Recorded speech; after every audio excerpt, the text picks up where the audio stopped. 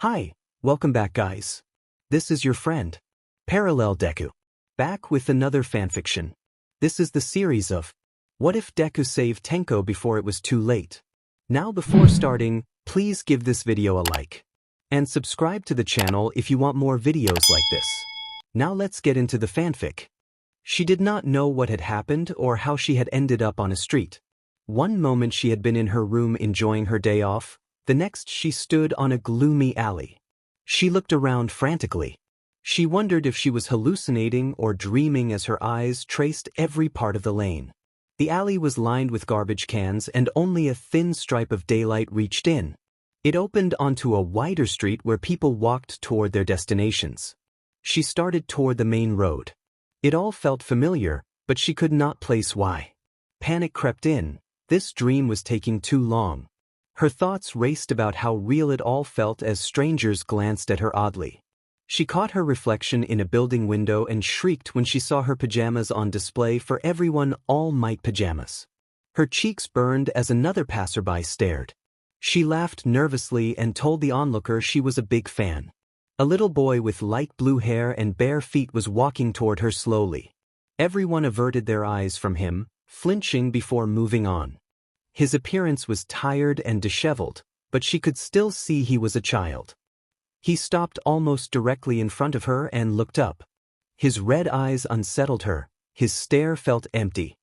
He had a small smile that would have been sweet if it were not for the faint scratches around his eyes and mouth.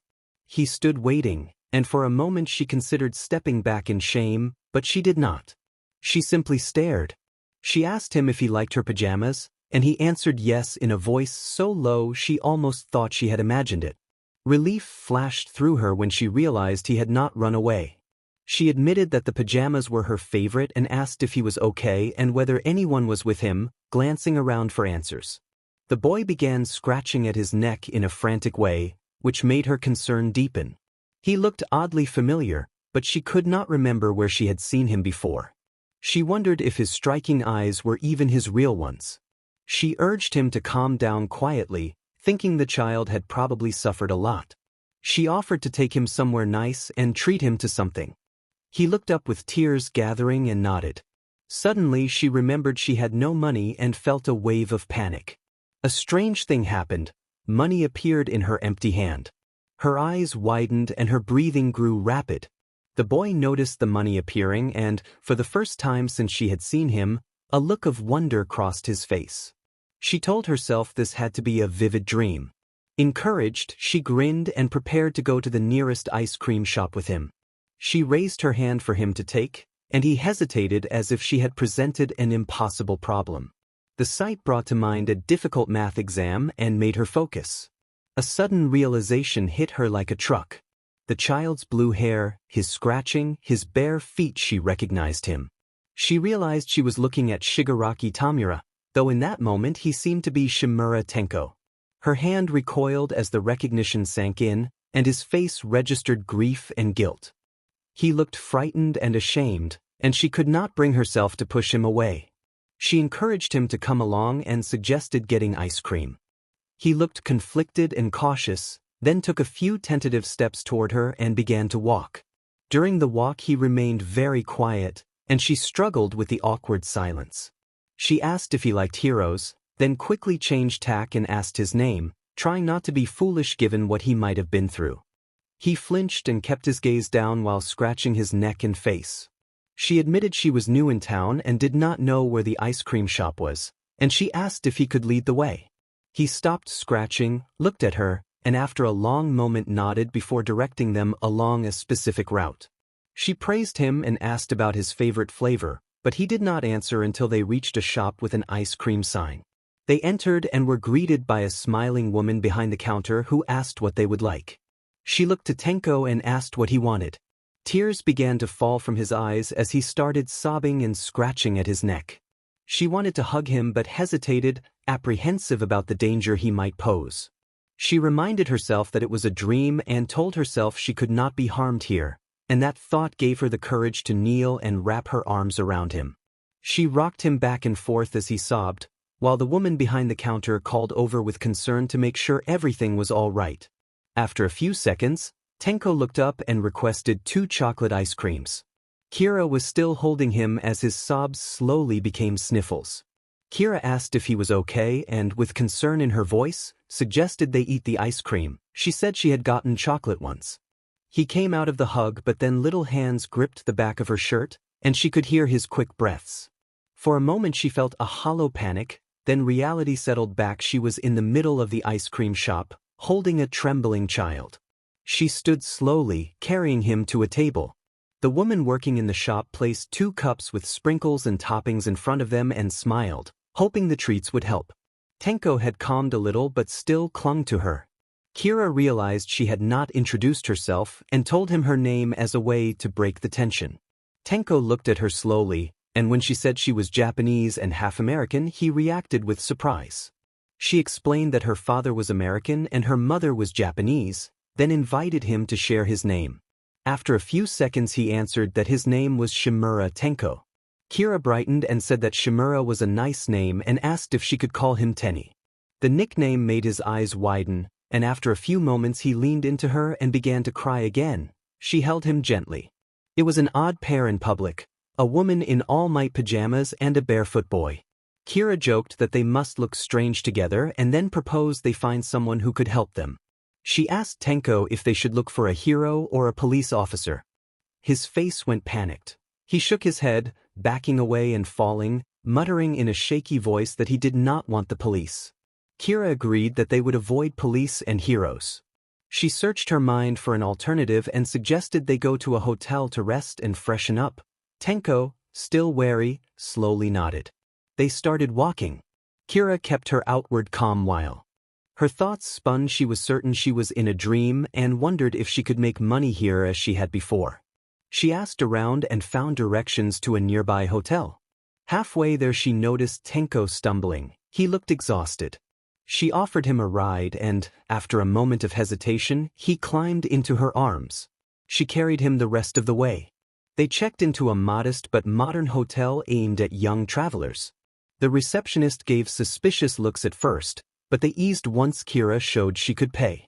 The room had 2 twin beds, a bathroom with a walk-in shower, a decent view, Wi-Fi, and a TV. Tenko walked beside her until she needed to speak with the receptionist, then sat on a chair.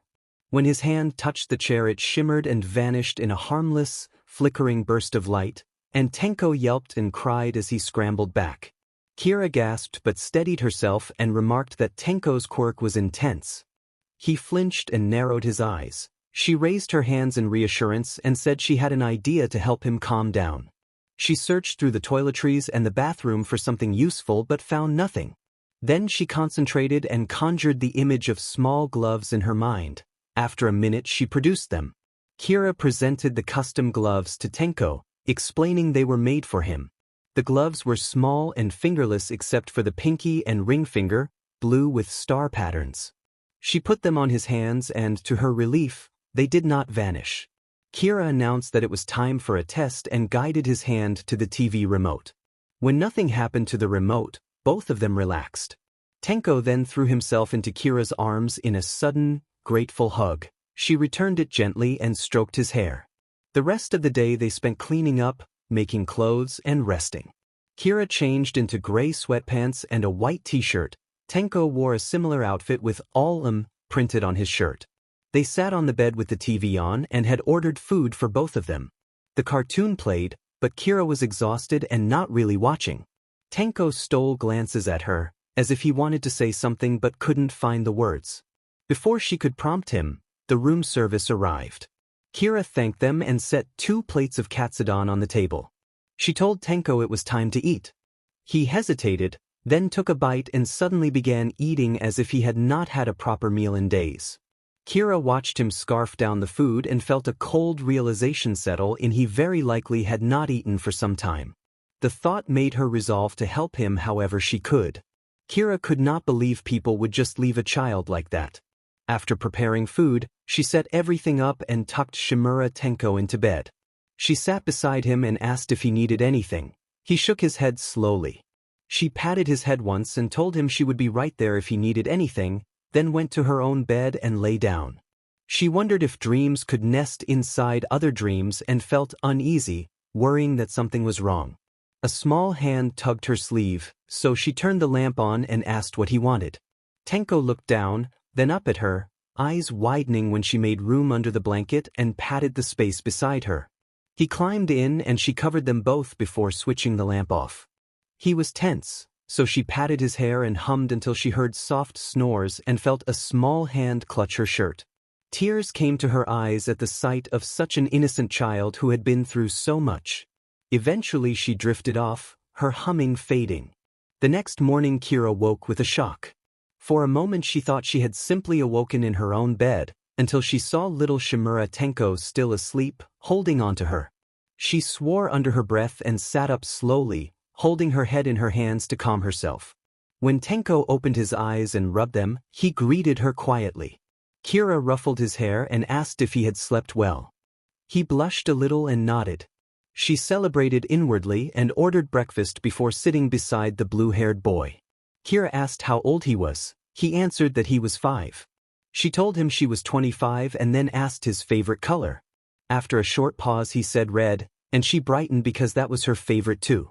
She asked if he liked heroes, and when he nodded she asked who his favorite was. He answered All Might with difficulty. The name made him flinch, and tears welled in his eyes when she smiled at him. Keira wrapped him in a comforting hug and rocked him back and forth as he sobbed a little, trying to soothe him. She kept telling him that everything would be all right and that she was there for him, repeating the reassurance until his shaking quieted.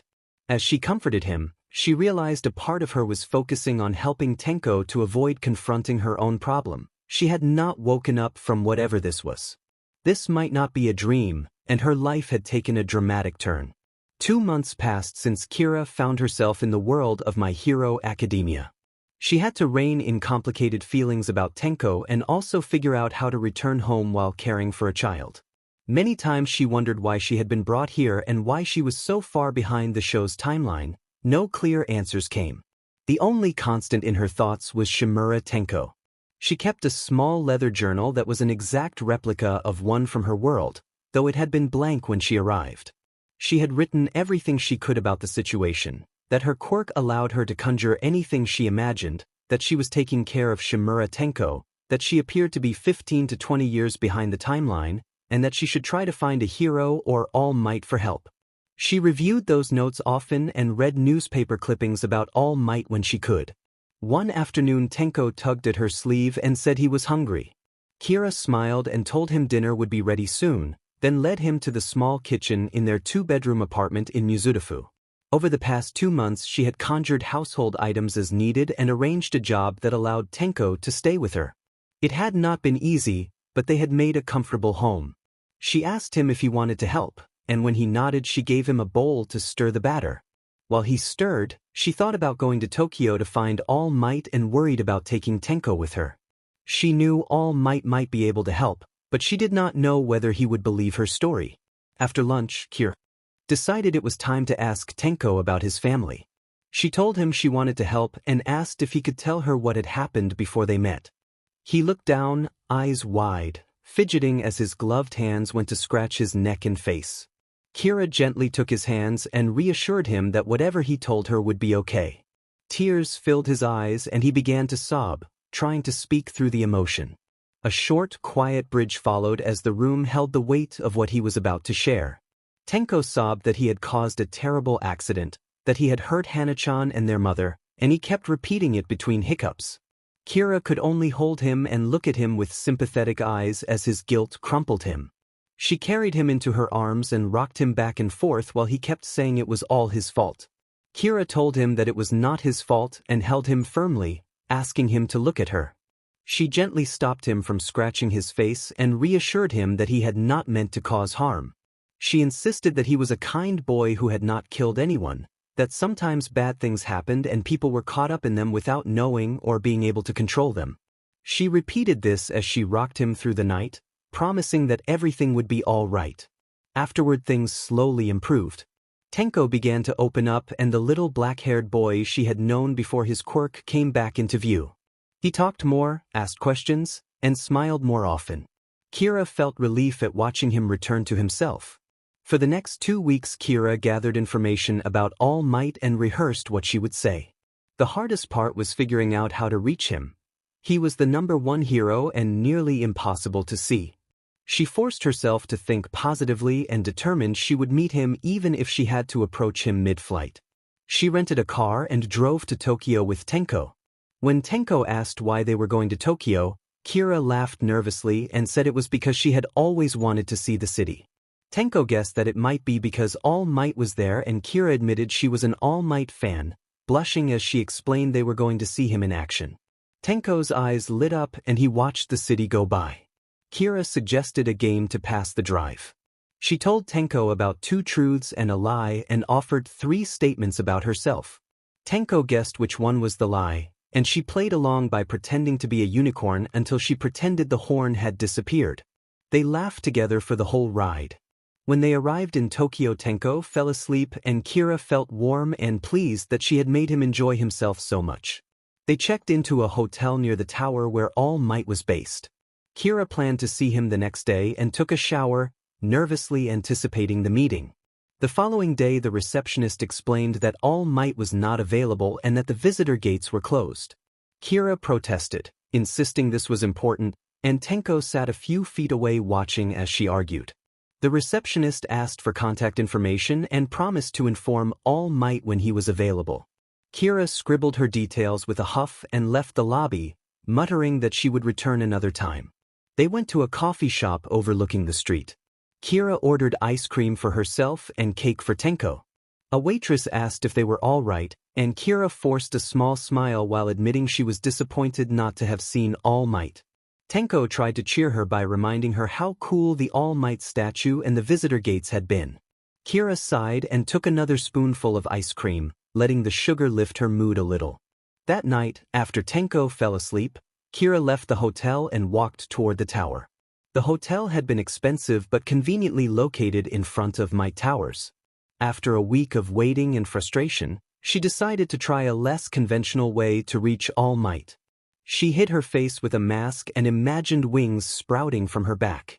She summoned her courage and began to flap, surprised and startled when she actually lifted off the ground. The tower rose high above her and All Might's penthouse sat at the very top. She focused on steadying herself and repeated a mantra to keep from looking down. After what felt like an eternity, she landed on the rooftop, legs wobbling. She hugged the ground and let out a shaky breath, relieved to be there. As she struggled to stand, she looked up and found herself facing a towering figure. She craned her neck past the crossed arms and the giant smile to meet blue, steely eyes that seemed to glow in the darkness. Keira recognized All Might and laughed nervously at the surprise of it, scrambling to her feet. She felt the weight of his gaze and stepped back. He looked serious and direct from where she stood. All Might asked why she was there. Keira stammered that she had come because, and then faltered, uncertain how to finish what she had come to say. Keira stammered that there was something important they should talk about and that he was often not available.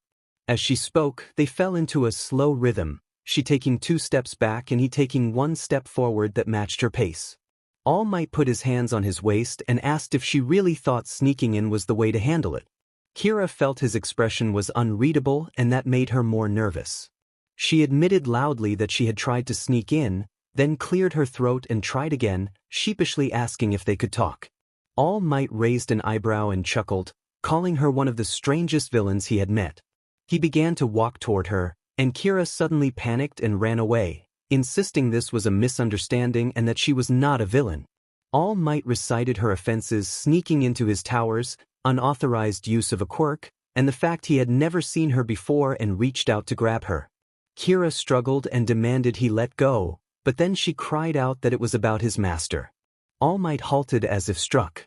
Keira explained, breathless, that it was about Master Shimura and specifically his grandson. All Might's smile faded and he looked back at her with a serious expression. Keira emphasized that she was telling the truth and that she needed his help. Slowly he released his grip and his face shifted as he processed what she had said, murmuring that he needed a moment to process. Keira, worried he might refuse and treat her like a villain, asked if he would help. When she confirmed that young Tenko was with her, All Might asked to see him. They moved into the penthouse living room, where Keira felt small in the enormous space. A cup of tea was placed before her and All Might sat opposite. He joked about her status going from villain to guest, but when Shimura was mentioned the attempt at levity failed. Keira introduced herself as Shane Keira and, struggling for words about her origins, decided not to explain further. She recounted how she had encountered Shimura Tenko and, because she had disrupted a villain's plans, she believed a dangerous villain would be after Tenko and that she might be a target as well. Since Tenko was the grandson of Shimura Nana, she thought All Might would help. All Might sat back to consider her story, clearly shocked. He told her he was processing the information and, after a few tense moments, agreed he wanted to see the boy. Keira brightened and, when he asked if she would help, she smiled and nodded. She mentioned the hotel next to the towers where they had stayed during their trip to the city, and All Might followed as she led the way. They left the penthouse and took the elevator. Keira tried to steady her nerves despite being in an elevator with the #1 hero. She had hidden her hair under a cap and shaded her eyes to obscure her identity during the earlier infiltration, and now she fought the urge to fangirl. When she closed her eyes for a moment, her white wings faded away as though they had never been there. She smiled and they continued toward the hotel. All Might was unusually quiet on the walkover, still processing everything, but Keira focused on the truth of her story. The hotel was close by and the lobby was empty, so they quickly took the elevator up to the room. Keira adjusted her composure in the mirrored elevator, feeling equal parts excited and anxious. At the hotel room door she turned to All Might and explained that the boy was sleeping. She opened the door and nearly screamed when a small body collided with her legs. The boy wrapped himself around her, wetting her pant legs, and she froze for a moment before recognizing him. He greeted her with relief and she knelt to comfort him, putting her hands on his shoulders. Keira reassured him that she was not leaving and promised she had a surprise for him. She looked back toward where All Might had been standing and found empty space, then returned her attention to Tenko. She asked him to go to bed while she fetched the surprise, but the boy refused and hugged her more tightly. Keira held him and told him again that she was not going anywhere, smiling warmly as she assured him she would stay.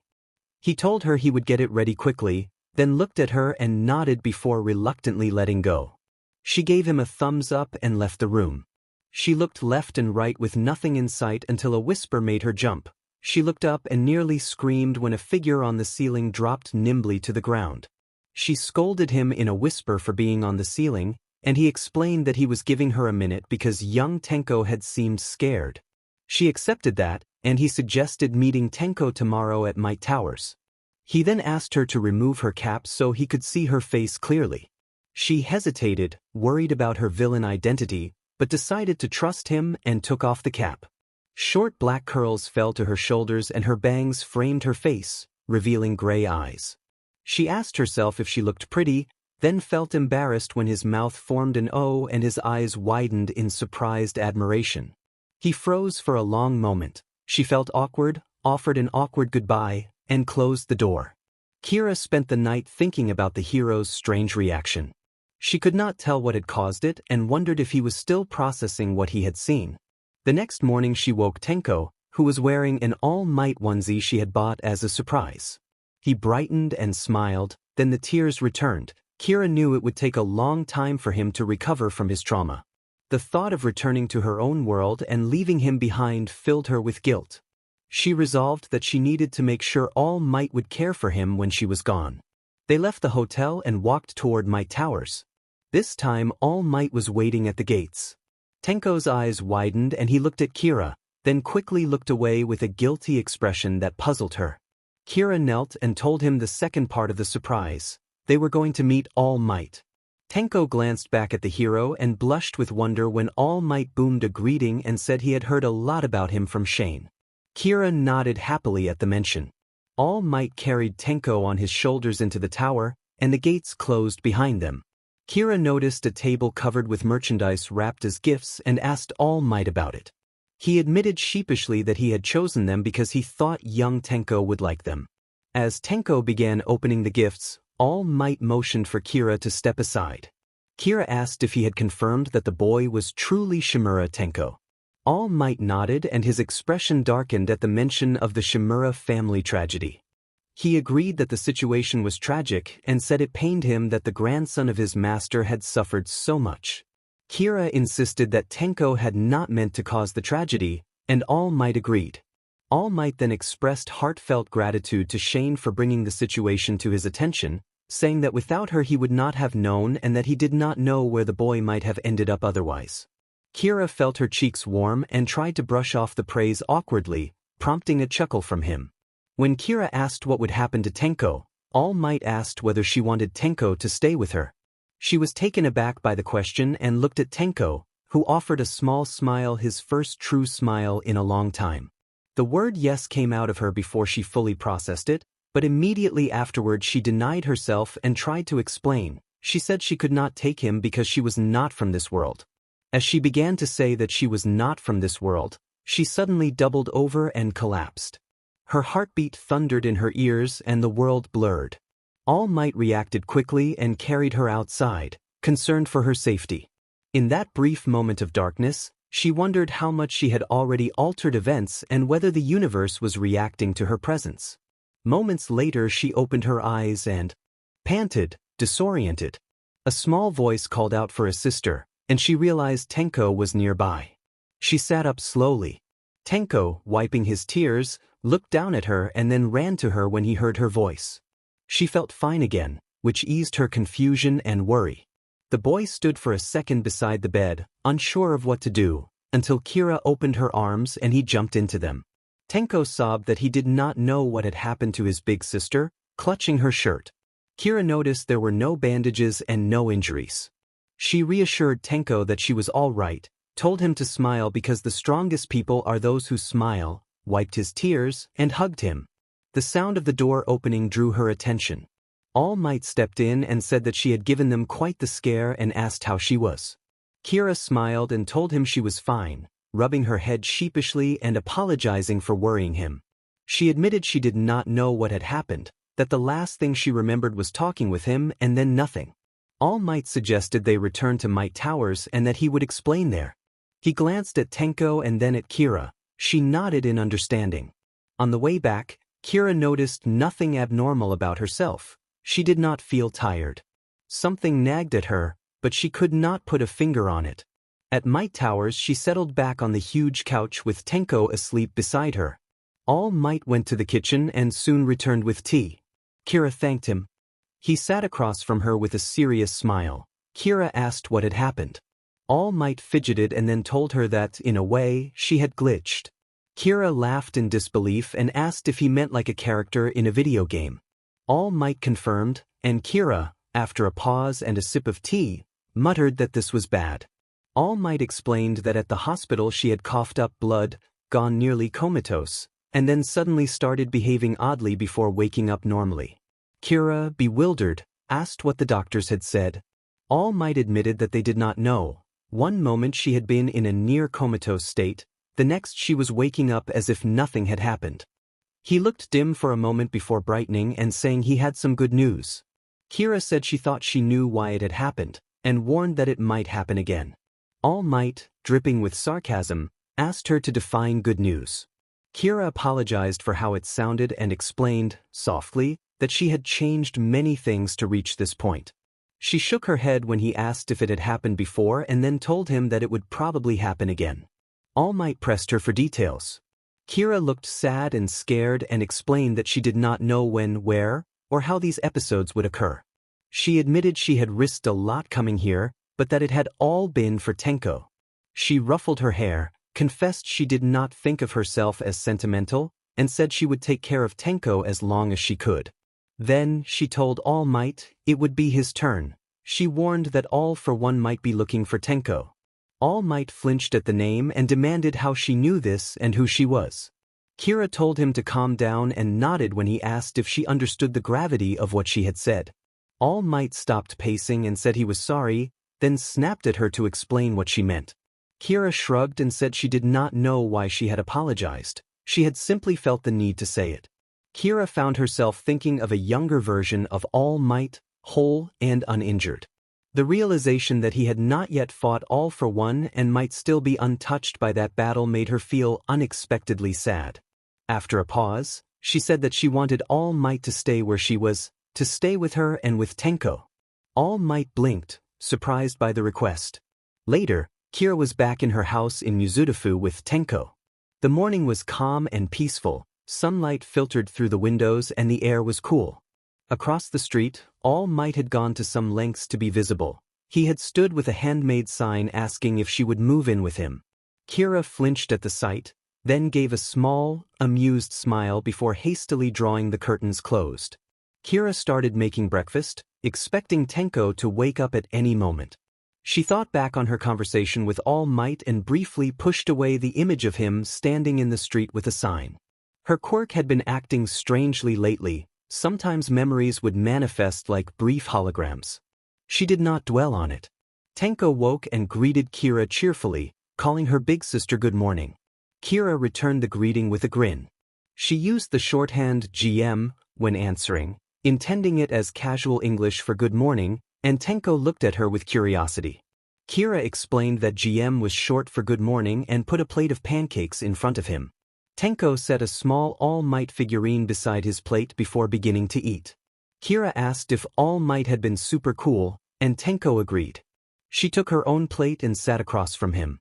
Tenko then told Keira that she should say the customary phrase before eating, and Keira blinked at the reminder. A brief pause filled the kitchen before the morning continued in a comfortable, ordinary rhythm. She put her head down and the boy, Tenko, looked scared.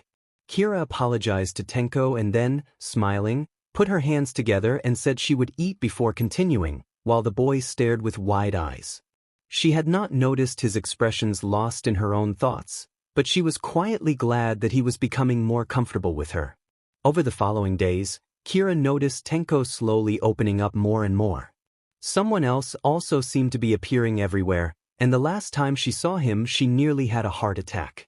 Keira offered yogurt to Tenko, and he nodded before heading to the snacks corner. She let him choose while she looked for rice, squinting at each sign. Finally she found the rice stacked in a huge container.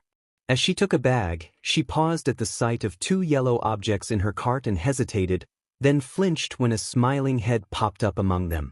She cursed in surprise. Shane appeared and whispered that he was there. Keira shoved his head down, tossed some rice packets at him, and pushed her cart away with Tenko beside her. Someone shouted Shane's name, then someone else cried out in astonishment at the sight of the familiar hero nearby. Later, Keira sat on the balcony sipping her coffee when a deep voice startled her and she coughed, accepting a handkerchief offered by the man by her side. She took it and wiped her mouth, annoyed but also secretly pleased. Despite their rough history, she had once been a devoted fan. She complimented his sign, and he raised an eyebrow while she matched it with her own. All Might asked her to think things through and explained his concern. Keira listed, finger by finger, the reasons she did not want to move in with someone she did not know, a strange man in the house, living with someone unfamiliar, and losing privacy. She put her cup down and looked apologetic. All Might tried to reassure her with a confident, heroic pose and a smile, but Keira asked pointedly whether his muscles had anything to do with trust. He answered no and stopped posing. Keira giggled, admitted she knew he was a good person, and suggested that he simply check on them from time to time rather than having her move in. He stepped closer and spoke in a low voice about danger, warning that if All for One was searching for Tenko, both Tenko and Keira would be at risk.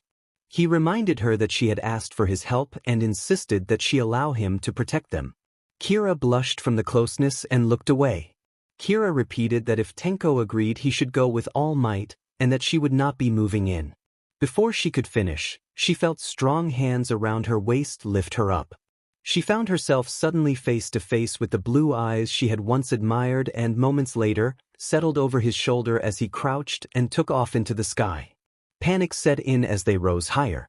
Keira begged him to stop and tried to reason, but All Might said he thought some fresh air would help her think.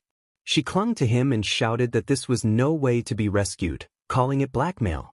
He only chuckled. He said he was saving her from her stubbornness and that he was thinking of Tenko as well.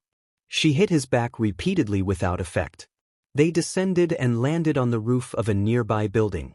He set her down gently, and she scrambled to put distance between them, furious and breathless. She accused him of acting like a villain and insisted his actions were not heroic, though she felt small, unnerved by his steady smile and the warmth of the moment. All Might warned her that she would thank him later and gave her one last chance before taking more dramatic action. Keira panicked at the idea and tried to escape. She kicked in frustration and briefly stumbled, more embarrassed than hurt, while he tried not to laugh. Once she steadied herself, she asked resignedly if he would drop the matter. He shook his head with a growing smile and made it clear he would not be persuaded easily. Faced with his persistence, Keira gave in. She reluctantly agreed to let things stand as he proposed, and before long she found herself bound to live alongside the #1 hero. She later stood back in the penthouse that towered above the city, luggage at her side, as Tenko walked around with All Might speaking animatedly beside him. Keira stood awkwardly, holding Tenko gently by the elbow as she tried to compose herself and wondered what acting normal really meant. She pursed her lips as she watched the boy grow excited while still keeping his reserved expression. She did not know how to help him, but she felt a deep responsibility that unnerved her. The thought surprised her. She had never pictured herself as the run-from-commitment type. She forced a chuckle, then entered the house. Keira sat on the couch and began to fidget with her hands and a stray strand of hair, keeping up the nervous routine until All Might led Tenko toward his room.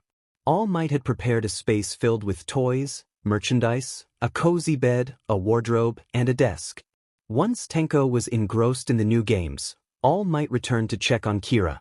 All Might found it almost amusing how much she fidgeted, sitting awkwardly in the middle of the large couch. He had to remind himself she was not like other fans. He had, in a manner of speaking, insisted she live with him. The guilt nagged at him, but he could not be lenient. She was the last relative of his master and the last living link to that legacy, along with One for All. He could not allow All for One to claim her. He would not let that happen. Keira had become important to him in a way words could not capture. He could not explain how much it meant, and the least he could do was ensure her safety. He told himself it could not be that difficult. All Might planted himself on the couch beside Keira and declared that he was there to make sure she was settling in well. He asked Keira to treat the place as home and to let him know if she needed anything, insisting he wanted both her and young Tenko to be comfortable and safe. Keira nodded but continued to fidget. The silence stretched, and both of them shifted awkwardly. Tenko then asked how long they would be staying. All Might explained that they would stay until he could ensure Keira and Tenko were safe. Keira narrowed her eyes and asked if that meant they should expect to stay for a year or more. She wondered aloud if All Might was deflecting. He tried to calm her and reiterated that the only way to guarantee their safety was to keep them where he could protect them, because All for One remained powerful and dangerous. He vowed to find and defeat him first. All Might then tried to lighten the mood, encouraging Keira to smile and offering his special cream stew recipe, which he had made especially for her and Tenko. Keira initially declined, but when she saw his disappointed expression she felt unexpectedly moved. Guilt softened her resistance, and she agreed that she would try a little. All Might brightened and went to fetch Tenko. Keira found herself sprawled on the couch with a small smile while Tenko sat beside her. Tenko addressed her as Big Sister, and Keira confirmed that they were staying with All Might for a while. When Tenko asked why, Keira fumbled for an explanation and then said simply that there were some matters she needed to take care of with All Might. Tenko asked what kind of matters, and Keira reported those were grown-up matters she needed to sort out. Tenko then asked if Keira was staying here too. Keira realized she had been nodding and confirmed she would stay. Tenko said he did not mind. He moved closer and turned on a cartoon. Keira felt a swell of fondness mixed with guilt and anxiety about her ability to protect him and what would happen when she had to leave. She placed a hand on his head and patted his hair. Gently. Tenko leaned into her and relaxed against her shoulder. Later, after All Might had gone out and Tenko had dozed off with the cartoons playing softly, Keira carefully laid the boy's head down and covered him with a blanket. The city lights of Roppongi spread beyond the windows. She went to the bathroom and took in the luxurious space, the large bathtub tempting her to rest. Keira started the bath and pulled pajamas from her bag. She decided to let her worries wait and to simply relax. This was what she did best for the moment. Her hair was twisted into a bun with a few loose strands framing her face. When she sank into the hot water, the tension in her muscles eased and she smiled to herself at the comfort. Suddenly the door burst open and Keira shrieked. All Might had rushed in, holding a rubber duck, and immediately realized his mistake. He floundered, covered his eyes and apologized loudly before hurrying back out and closing the door behind him. Keira covered herself with her arms while All Might almost stumbled on his way out. The door slammed and she could hear her frantic breathing. Her shocked expression flattened into a deadpan one. Keira asked if she could just relax, pouting at the lukewarm water and the cold draft in the bathroom. After a few moments she went out dressed in her pajamas, ready to sleep. In the hall she found Shane standing there and awkwardly smiling. Keira noticed how he fidgeted and felt herself quietly excited. He was still appealing even after he had startled her badly. She apologized to Shane and noticed his nervousness, which made her heart flutter. Shane assured her it was no problem and asked if she had just arrived. He then invited her to have dinner. They went out to the terrace together. Keira fell in love with the view as soon as he showed it to her. They sat with plates of leftover cream stew and said a brief thank you before beginning to eat. Keira brightened and told Shane she wanted to ask him how he knew about her master and about young Tenko, and about other things that made his mood grow serious. Shane admitted it was complicated and Keira, searching for the right words, explained that she was from another world. She tried to keep her voice light, but Shane laughed at first, then stopped as he realized she was telling the truth. He looked as if he was trying to process it. Keira added casually that she knew a bit of the future. Shane stared at her for a moment, stunned. She worried that she had overwhelmed him and asked if she had broken him. When he searched for words, she reminded him gently that she had told him this already. Shane found it hard to believe, but Keira, a little nervous, told him how she had learned. She had stumbled upon a book full of stories and read them, bit by bit, and those stories had revealed future events. Shane pressed and asked how much of the future she knew. Keira admitted she knew a long way ahead and, after a pause, said she knew major events and certain people, including Tenko and something about his quirk. Shane tried to tease her about her age prediction when she blurted out that she knew he would be 49 at one point in his life, which made him react with surprise. When Keira mentioned One for All, Shane fell silent. The name of that power was all she needed to say.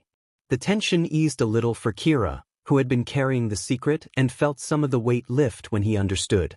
Suddenly Shane stood up, cupping his ear as if listening.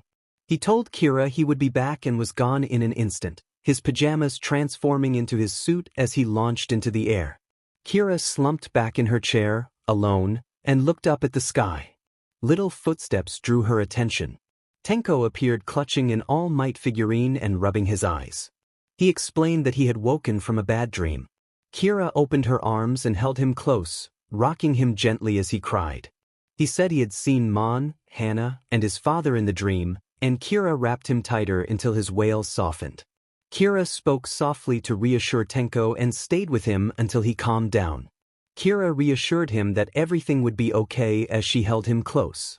Tenko stammered that he had done terrible things and feared he was a villain, and Keira felt tears as she tightened her hold. She told him he was not a villain and that he was a sweet, brave boy. Tenko looked up at her with wide eyes and began to cry, his gloved hands clutching her in a hug. Keira smoothed his hair and lay down beside him on the bed. Later, heavy, confident footsteps echoed down the hallway as the tired number 1 hero returned to his room. He paused at the door to Tenko's room and found Keira and Tenko asleep in each other's arms. He gently covered them with a blanket and lingered, remembering the conversation he had overheard earlier. The information Keira had shared made the danger feel very real. She knew about the villainous threats and had become unexpectedly important. He resolved to keep them safe from All for One and to find a way to protect them both. In a hidden lair not far away, a white-haired man grinned at the way events were unfolding. He sneered at the dark swirling portal beside him and examined a photograph of Shimura Kotaro and his family, his attention lingering on the little boy. He set that photo beside another of a woman with short black hair and gray eyes and considered the opportunity with malicious delight. Tenko woke slowly, feeling warm and free of bad dreams. When his red eyes opened, he saw Keira, the woman who had become like a mother to him, sleeping with strands of black hair across her face and a silly expression as she dozed. He smiled at the sight and snuggled back against her, comforted by the warmth of her presence. When he woke again, the bed was empty, and he found Keira outside, eating an apple. Keira greeted him cheerfully and asked if he had slept well. He nodded and sat beside her, and she asked where All Might was. He told her that All Might was out doing hero work and that heroes were very busy. Keira asked him what he wanted to be when he grew up. Tenko looked down and, with a shy, reddening face, said he wanted to be a hero like All Might.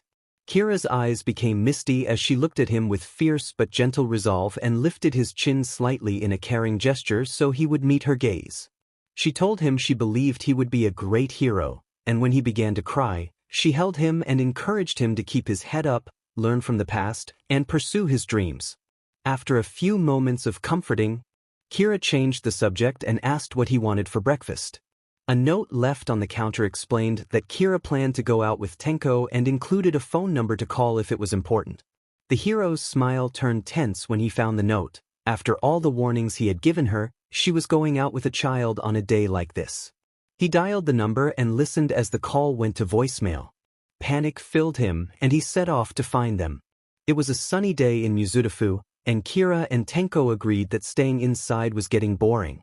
Keira had never been a stay-at-home type, and Tenko seemed to share that energy.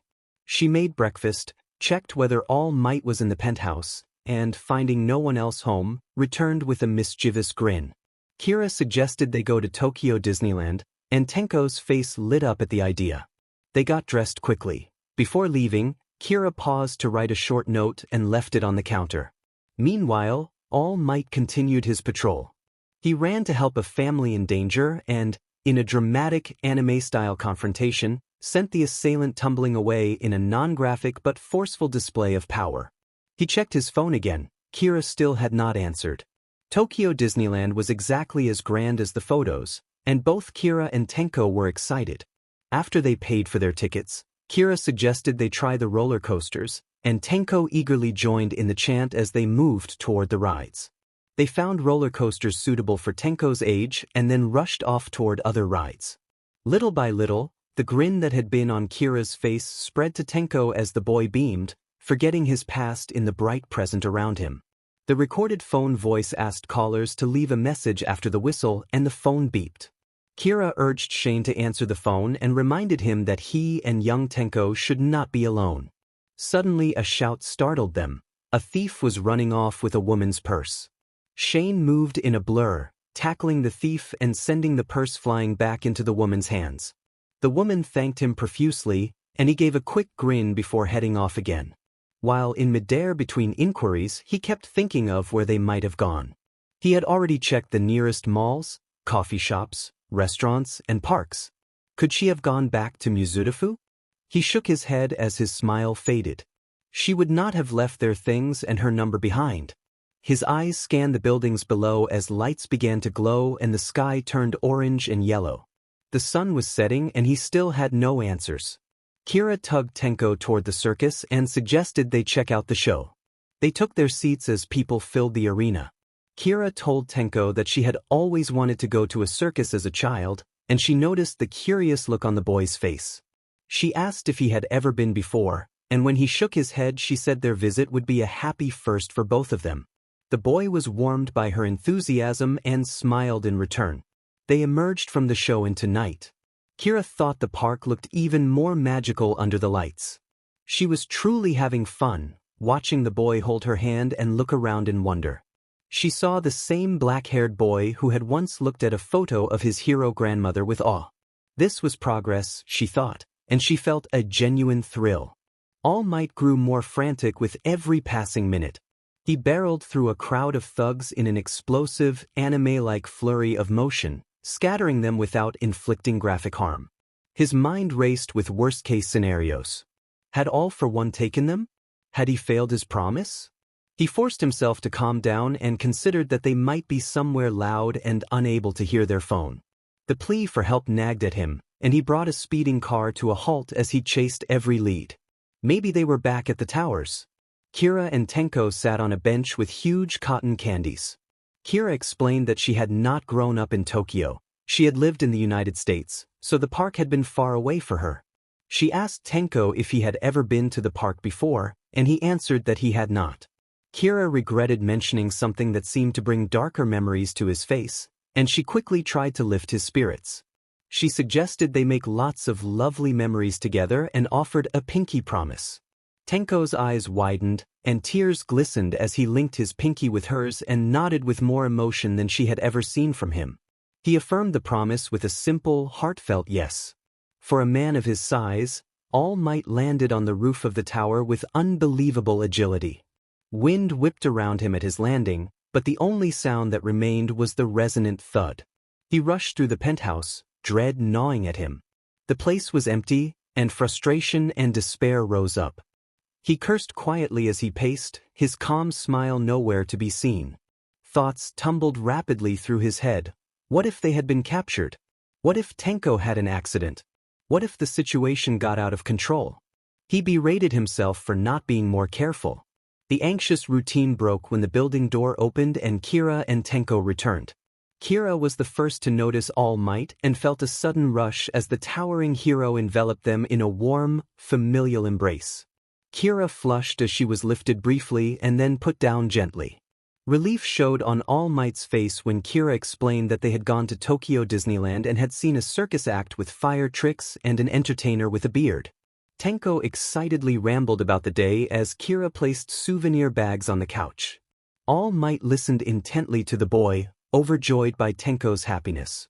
Keira watched as he carried Tenko to the couch. The boy spoke normally and happily, though Keira noticed the faint blush on his cheeks and had to resist cooing. It was a warm scene, Tenko talking, All Might listening.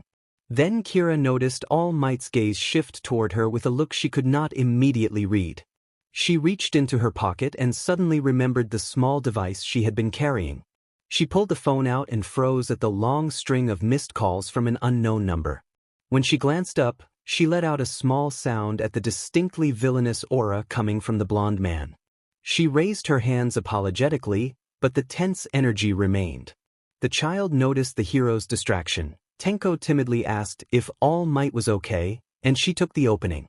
She called to Tenko, suggesting they take a bath and get ready for bed, saying that All Might was probably tired from hero work and they could tell him about the theme park tomorrow. She awkwardly sidestepped the hero, scooped Tenko up, and hurried out with a panicked expression. She had never expected to find herself in a staring contest with the so-called symbol of peace. They stood on the penthouse terrace in the evening air. After 5 minutes she began to squirm and finally looked away with a huff. She apologized and explained that she had not heard his calls. All Might nodded slightly and relaxed his stance.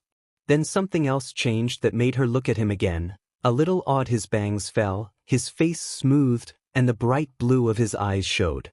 He still looked strong but smaller, more human and a little weary. She was surprised to notice how disarming that looked. She blushed and looked away, awkward and flustered. All Might gave a small, bemused expression and explained that this was his civilian form. His voice was calmer. He sounded more like a regular, muscular man. She nodded awkwardly and tried to sound casual while saying his name and turning back to the city to collect her words. She told him she wanted him to take care of Tenko. All Might's brow furrowed in concern and he asked why she spoke as if she were leaving. She thought about what had happened earlier and ran inside carrying Tenko, helping him get ready for bed. She tucked him in while he wore his All Might onesie and asked about his favorite ride. Tenko's eyes lit up as he said it had been the roller coaster. She smiled, patted his head a few times, and wished him sweet dreams. When he said thank you and called her big sister, the words made her smile a little more. Afterwards, she went to the bathroom to freshen up before talking with All Might. She closed the door, looked in the mirror, and felt the fatigue of a long but good day. She smiled while washing her face, then suddenly everything seemed to freeze except for one detail. Her right hand began to glitch, flickering in a distorted way. Her heartbeat filled her ears as she stared. The effect stopped after a minute, but she kept looking, flexing her hand until it felt normal again. She realized that noticing one glitch had allowed her to perceive others. Reflections of her face showed faint, unnatural glows at the edges of her features, like tiny errors waiting to reappear. Her chest tightened and her breathing became uneven as the bathroom felt suddenly too small. She pressed a hand to her chest, gritted her teeth, and forced herself to calm down. When she opened her eyes again, her face looked normal. She turned to All Might and asked him to promise that he would take care of Tenko if she was gone. He immediately understood the fear underlying her words. He took her hand gently and guided her to sit beside him, saying that one glitch did not mean it would happen again. His reassurance left her feeling colder inside because she already knew it had happened more than once. She looked at him squarely and explained that if Tenko were not the grandson of Shimura Nana, she would not have brought him here and would have tried harder to return to her own world. She said she had a life in that world, no quirks, no heroes or villains, a job, friends, family, and that she should be trying to go back. But she could not, because she could not leave Tenko alone. All Might said it would be fine and that she did not have to carry this alone. He promised to take care of Tenko and of her. He gently lifted her chin so she would meet his eyes. She looked pained, the strain of everything she was holding showing in her expression. He wrapped his arms around her and held her with careful, comforting pressure, as if she might break. She allowed herself to be held, clinging to the comfort he offered. She froze for a few seconds before she slowly returned the hug, trembling as she clutched the back of his shirt and he tightened his arms around her. It was a hug she desperately needed. All Might's reassurances kept ringing in her ears as she tried to hold herself together. Her fears had not gone away, but the warmth radiating from him made it hard to focus on anything else. Still, she could not silence the nagging thought that the comfort was temporary and she was in over her head. All Might did not know whether to feel happy or worried. His expression hovered between a grimace and an awkward smile as he watched the girl who had turned his life upside down over the past few weeks. He watched her take another massive spoonful of chocolate chip ice cream and stuff it into her mouth. He reminded himself that a hug would not fix the weight she carried. All Might reassured her that everything would be fine, that he was there and she did not have to do this alone, and he promised to take care of Tenko and of her. He lifted her chin to meet his gaze as he said this.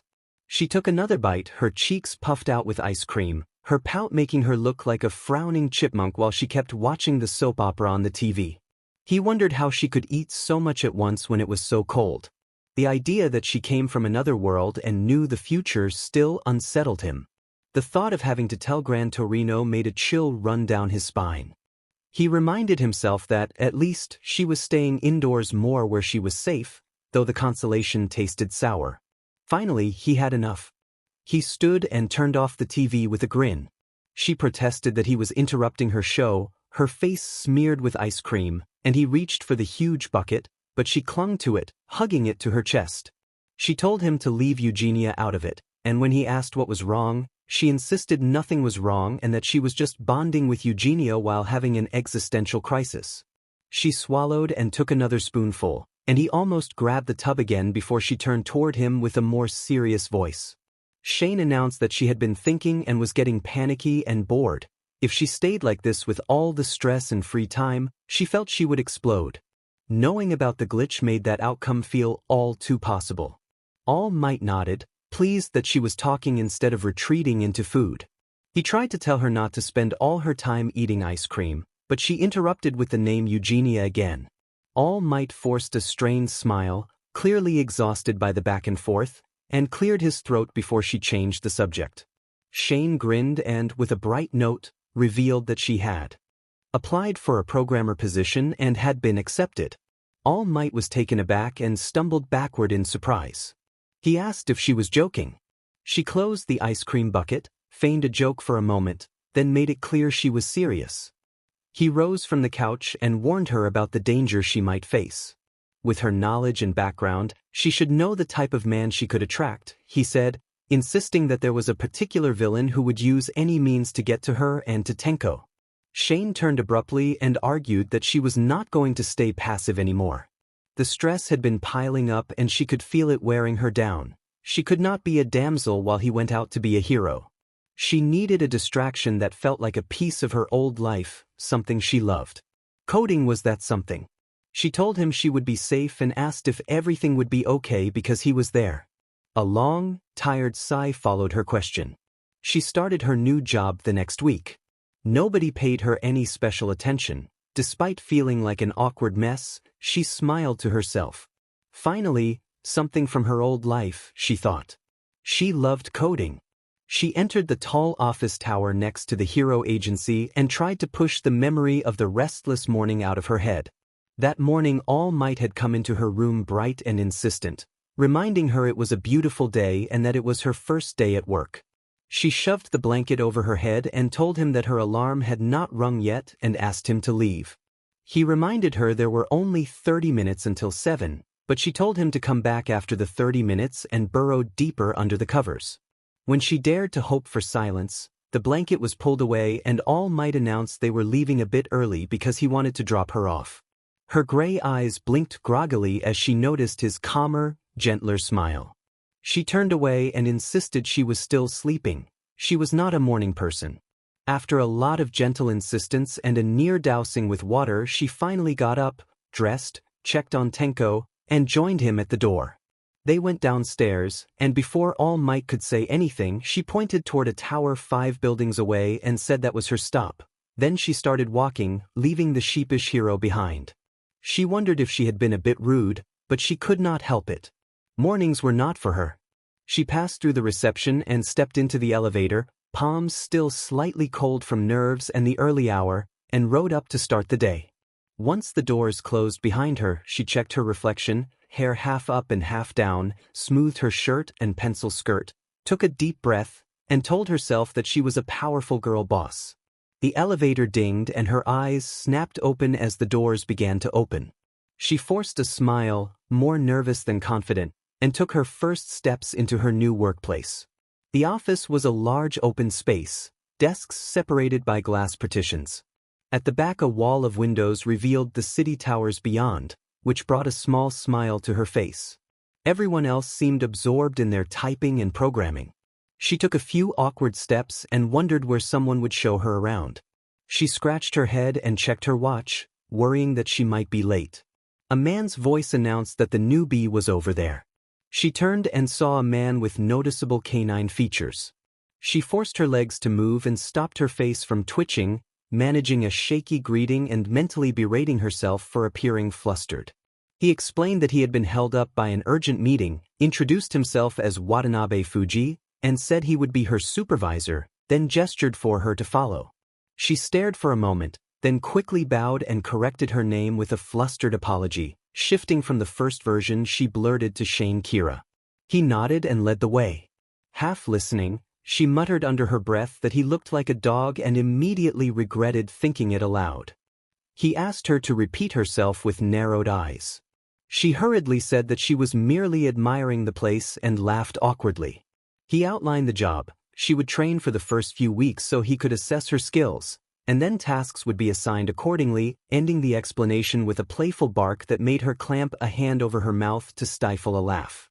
As they walked, she tried to hold the laugh in, but she still bumped her side on a desk corner and cried out in pain. He asked what had happened, and she insisted there was nothing wrong and that they should continue. He showed her the communal area and then led her to a desk separated by glass from another similar workspace where a red-haired woman sat with headphones, working in front of 2 computers. He introduced the woman as Maizawa Akako and said that Keira could ask either of them for help. Keira thanked him, still unsettled by his appearance, and resolved to focus on the job. Keira tapped the glass to get the red-haired woman's attention but received no response, so she left a sticky note on the glass introducing herself as Keira. She turned on her computer and took out her notebook. Hours passed and it was soon lunch. She found a new sticky note on top of hers, an invitation from the red-haired woman to join her for lunch, and she accepted. They walked in silence for a short while before Keira introduced herself again and asked her colleague how long she had worked there. The woman said she had been there a year and then asked about Kira's past projects, pressing for a story about any major hacking Keira might have done. Keira admitted that she had never hacked anything and emphasized that hacking was illegal. The woman teased her but then relented when another colleague, a man with black hair in a ponytail and green eyes, interrupted and told Akako to stop testing the new hire. He winked at Keira and assured her that no one had actually done anything wrong. Elsewhere, Tenko woke to find a note left beside his All Might figurine. The note said good morning, explained that Keira had left breakfast on the table, and mentioned that she would be at work until 5. He set the note down, found the breakfast she had prepared, and ate in the quiet house. A childlike call to play made him look up, but there was nothing there. Then his father's voice suddenly called his name, and he flinched, running a hand over the back of his neck. The habit of scratching his neck had returned since he had stopped spending as much time with Keira. He glanced at the clock. It was 11. In another room, a conversation unfolded between All Might and Sir Night-Eye. Night-Eye expressed surprise that All Might had asked him to perform a reading. All Might explained that it was important. He wanted assurance that 2 people would be safe from a particular threat. Night-Eye asked whether they might be spies or agents of All for One, but All Might said he did not believe that to be the case. He described the woman they were concerned about as looking sad and frightened, and noted that she had glanced at Tenko. She had then admitted that she did not know when, where, or how the danger would occur. Keira said that she had risked a lot coming here, but it was all for him. She ruffled her hair and admitted she had not thought she was such a sap. She glanced fondly at the boy and added that she would take care of him as much as she could, then looked squarely at All Might and warned that it would be his turn because All for One might be looking for him. All Might explained that he just needed Night-Eye to meet her. He smiled dryly and noted that she was too stubborn to listen, so he wanted to make sure she was safe before allowing her and Tenko to return to their normal life. Night-Eye looked at All Might, sighed and agreed, but warned All Might not to exclude the possibility that she might be working with him and said he would check for that. All Might nodded reluctantly. Keira entered the penthouse and plopped on the couch, exhausted. She remarked that the day had been tiring, then called out that she was home. Little footsteps followed and Tenko smiled and sat beside her, leaning against her. Keira told Tenko that she had missed him and noted it had been so long since they had time apart. She was surprised at how much she had missed him and brushed the thought away. Tenko replied quietly that he had missed her too, and Keira found him overwhelmingly cute and smiled. She asked how his day had been. He shrugged, then, in a child's voice, asked why she had to go to work and if she couldn't just use her quirk. Keira straightened and explained that work was important, that using her quirk in that way would be illegal, and that he would soon be going to school. His eyes widened and he hesitated about his own quirk. Keira reassured him that his quirk was cool, placed a gentle hand on his head, and encouraged him not to reject it but to use it to help people, expressing confidence that it would help many when he grew up. She inwardly thought that she was lying to herself. Kira's eyes widened as if she had heard a voice. She wondered if she had imagined it. Tenko asked if she really meant what she had said. Shock kept Keira silent at first, but seeing worry on his face she composed herself and assured him that she did mean it. She did not know whether she was reassuring him, herself, or the strange voice she had just heard. Keira asked if he had seen All Might that day and then went to the kitchen. Tenko said he had not. Keira speculated that All Might must be busy with hero work and hoped he would be back for dinner. She took out a pot and asked if he wanted to help. Tenko nodded and they began cooking together. An hour later they finished cooking and there was still no sign of All Might. They set the plates down. Tenko retrieved a third plate for All Might, which made Kira's heart flutter and brought a smile to her face. She thought he was too cute and shook her head, unable to suppress her grin. They said they would begin eating and started. After a moment, Keira noticed Tenko glancing at her. He called her sister and then asked what her quirk was. Keira blinked, surprised not by the question but by the way he asked it, and realized that neither All Might nor Tenko had asked about her quirk in detail. She hesitated and wondered how to explain. She had always assumed it was creating things from her imagination, but that seemed overpowered in this world. She scratched her chin, considered whether there must be drawbacks, and finally told him that her quirk allowed her to create things. She took another bite and admitted she had not gotten to know her quirk well, setting down her chopsticks and smiling that she and her quirk were something of strangers. She watched as Tenko paused eating and looked down, his expression mixed, and he murmured that it was like his own quirk. Keira agreed and suggested that they both learn more about their quirks together. Tenko's head snapped up and he looked at her with wide eyes at the excited gleam in her face. All Might entered the penthouse, sighing as his heroic presence settled into a more subdued posture. He wondered how Keira and Tenko's day had been and felt some unease about the assignment, but he thought Night Eye would be a great help and felt his mood lift as he went to the sitting area to find them. He hoped Shane's first day at work had gone well. The room was empty, the dishes were clean and some food was wrapped up. A smile grew as he imagined they had left dinner for him, but he wondered where they were. He thought she should be back from work by now and went to Tenko's room. He knocked, received no answer, and opened the door slightly to find the boy with the covers over his head.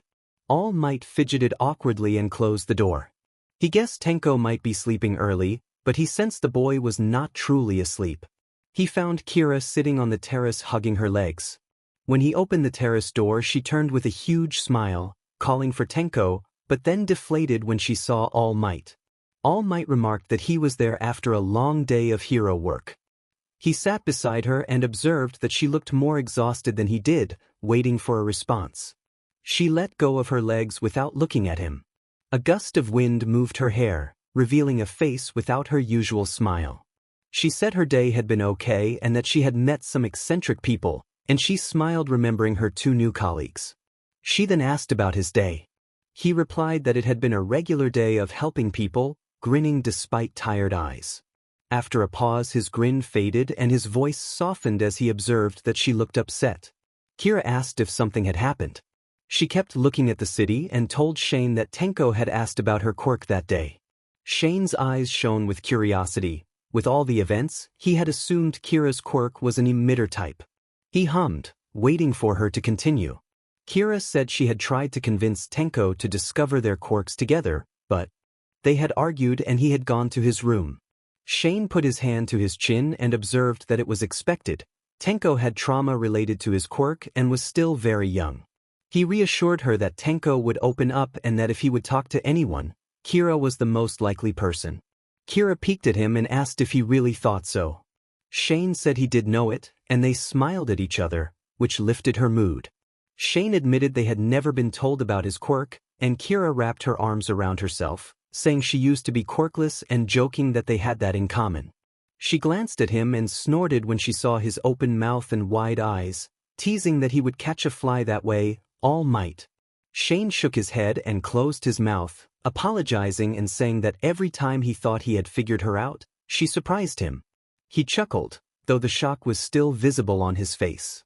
Keira giggled and blushed, surprised at herself. She said surprising the number one hero was her specialty. Part of her felt giddy, but she remained sober about the fight with Tenko and sighed that she had gotten the quirk the day she came to this world.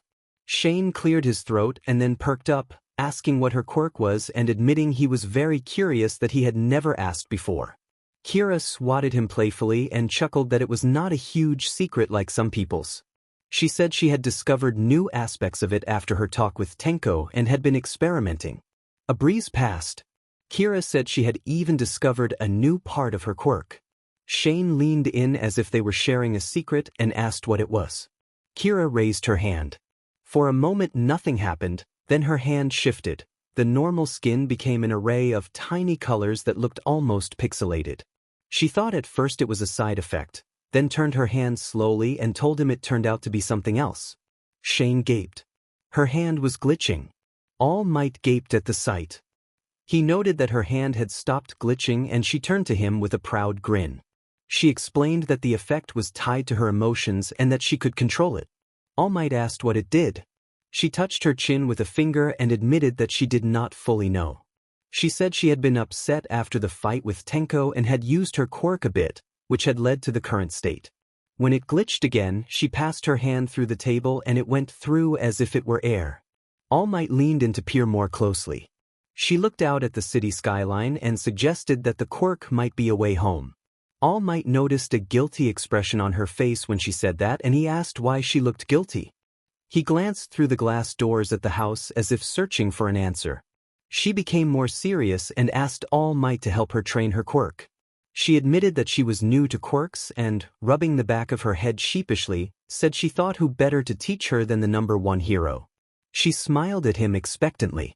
All Might said he would love to help but that his schedule was packed with work around the clock and that her mornings of work would make training difficult. Her head lowered and she sighed, resigned. Then she whispered that she had another idea. She began to speak and then suddenly broke into tears. All Might flinched and asked why she was crying. She insisted she was fine and wailed loudly, forcing him to cover one ear. His smile strained as another wave of sobs erupted from her. He tried to calm her, raising his hands, but she continued to cry. He clamped a hand gently over her mouth to quiet her, asking for enough and hoping she would calm down. After a moment he let go and met her with a huge, slightly exasperated smile that made her flinch. He hummed reassurance in his own way. She responded with a small shrug and he commented that she was impossible. She agreed with a quiet nod. She froze for a moment, her face flushing rapidly. He removed his hand and said that he had a solution. She registered his use of her name with surprise and a flutter of embarrassment. She tried to steady her thoughts, reminding herself not to get overly attached. All Might explained that his schedule was indeed full but that he had a friend who had wanted to be his sidekick for a while and was currently working with him. He suggested that this friend might be able to train her and asked what she thought. She became silent and he asked if she had a fever as he reached out toward her face. She jumped off the chair with a squeak and then laughed nervously, switching into English without noticing. She agreed to the plan and identified the friend as Sir Night-Eye. He looked at her with a raised eyebrow, then nodded slowly as the connection clicked into place. She guessed that Night-Eye was someone from her future, and he confirmed that he had met him before and had asked him to read her future. She asked why he had done that. He said it was insurance. She questioned whether it would really be insurance if the reading showed something ominous, such as being captured by All for One. He froze at the blunt hypothetical and then insisted that such a thing would not happen and that they could take precautions. She reminded him that Night-Eye's visions were typically unchangeable except under very special circumstances, a point he acknowledged but dismissed as they were dealing with special circumstances now. She admitted she still felt uneasy and said she thought it might be a bad idea. A sudden internal jolt made her startle, and she became hyper-aware of everything, goosebumps rising on her skin. She wondered if she had imagined it. All Might placed a warm hand on her arm and asked if she was all right. She smiled and apologized, asking what he had been saying. He told her that if she truly felt uncomfortable, they would not proceed with a full reading and he could instead just arrange for his friend to help her practice controlling her quirk. She blinked at how easily he offered that option and how his smile had lightened the mood. He laughed in his characteristic way and reassured her that he would help. She felt lighter as the tension eased away. Keira felt like she could breathe and found herself laughing a little with All Might. They sat in comfortable silence for a while, and All Might snorted that it was probably the fakest crying he'd ever heard. Keira pouted and lightly hit his arm, then let out a few chuckles and looked at him fondly. She smirked and mentioned that she was not a crier and always had a plan B. All Might called her sneaky and nudged her. She stuck out her tongue and smiled. Keira reached out and laid her hand on his arm, thanking All Might sincerely for everything. He smiled back, moved by her sincerity, and told her she could count on him. Keira choked and rushed to hit her chest several times, telling him he needed to stop doing that. She coughed, gradually calming, though her face still felt hot. When All Might tilted his head, asking what she meant, Keira admitted, shyly, that it was about him using her name. All Might asked if she meant Keira. Her eyes widened and she pointed at him, accusingly asking since when he used her first name, because he usually called her Shane. He explained that in America people used first names and then, suddenly looking gloomy, wondered if they were not that close. Keira realized he looked like he was giving her puppy eyes and floundered, scratching her cheek awkwardly. She reassured him that of course they were close and that he could use her name. Embarrassed and eager to avoid mushy moments, Keira proposed they not make things weird and announced she would call him Tashinori. All Might froze for a moment, then rolled his eyes in mock annoyance, though a smile grew on his face. Keira laughed, stuck out her tongue, and teased him about being the embarrassed one. The next morning, Keira stared at a paper titled Makeup with Tenko. She had scribbled a list of ideas: meals, gifts, silly stunts, but crossed them out as she realized the last idea, asking All Might to be Tenko's piggyback ride for a month, would be the hardest. She felt annoyed at the smiley face she had drawn and wondered how to make up with a child. She ruffled her hair in frustration. The memory of Tenko curled up and acting asleep the previous night nagged at her. After talking with All Might, she had paused outside Tenko's door, hand raised to knock, then decided to postpone dealing with it and handle other responsibilities first. The day was already full, especially with the prospect of meeting Sir Night-Eye. Keira dressed up, humming and excited at the thought of meeting someone new. An hour after finishing work, she found herself standing between All Might and Sir Night-Eye. All Might introduced her as Shane Keira, and Keira responded nervously, offering herself at their service.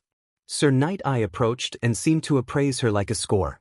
He asked whether he should use her first name in the American way, and Keira replied that he could call her whichever he preferred, trying to make a joke and then recovering with a polite offer that he could use either Keira or Shane.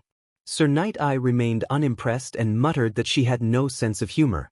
All Might intervened, reminding Night-Eye that Keira was when Night-Eye suddenly cut him off and left, saying he would go to work and offering a curt, irritated version of his smile. Keira watched him leave and marveled at how the #1 hero could wear so many expressions. Left with the man who continued to scrutinize her, Keira wished for All Might to come back and break the tension. She raised a hand, preparing to demonstrate her quirk, and tried a tentative joke about All Might-shaped cookies, hoping to ease the awkwardness. Sir Night-Eye sat on the sofa and explained that All Might had told him Keira wanted quirk training and that he would also look into her future. Keira quickly said that they had cancelled the last future reading, because it only confirmed a fixed destiny and left no room for change. Sir Night-Eye raised an eyebrow at her reply and continued to study her intently, leaving Keira feeling like she was being weighed and measured. She worried that she did not come across as trustworthy, but resolved to listen and see what he proposed. She wondered how much All Might had told him.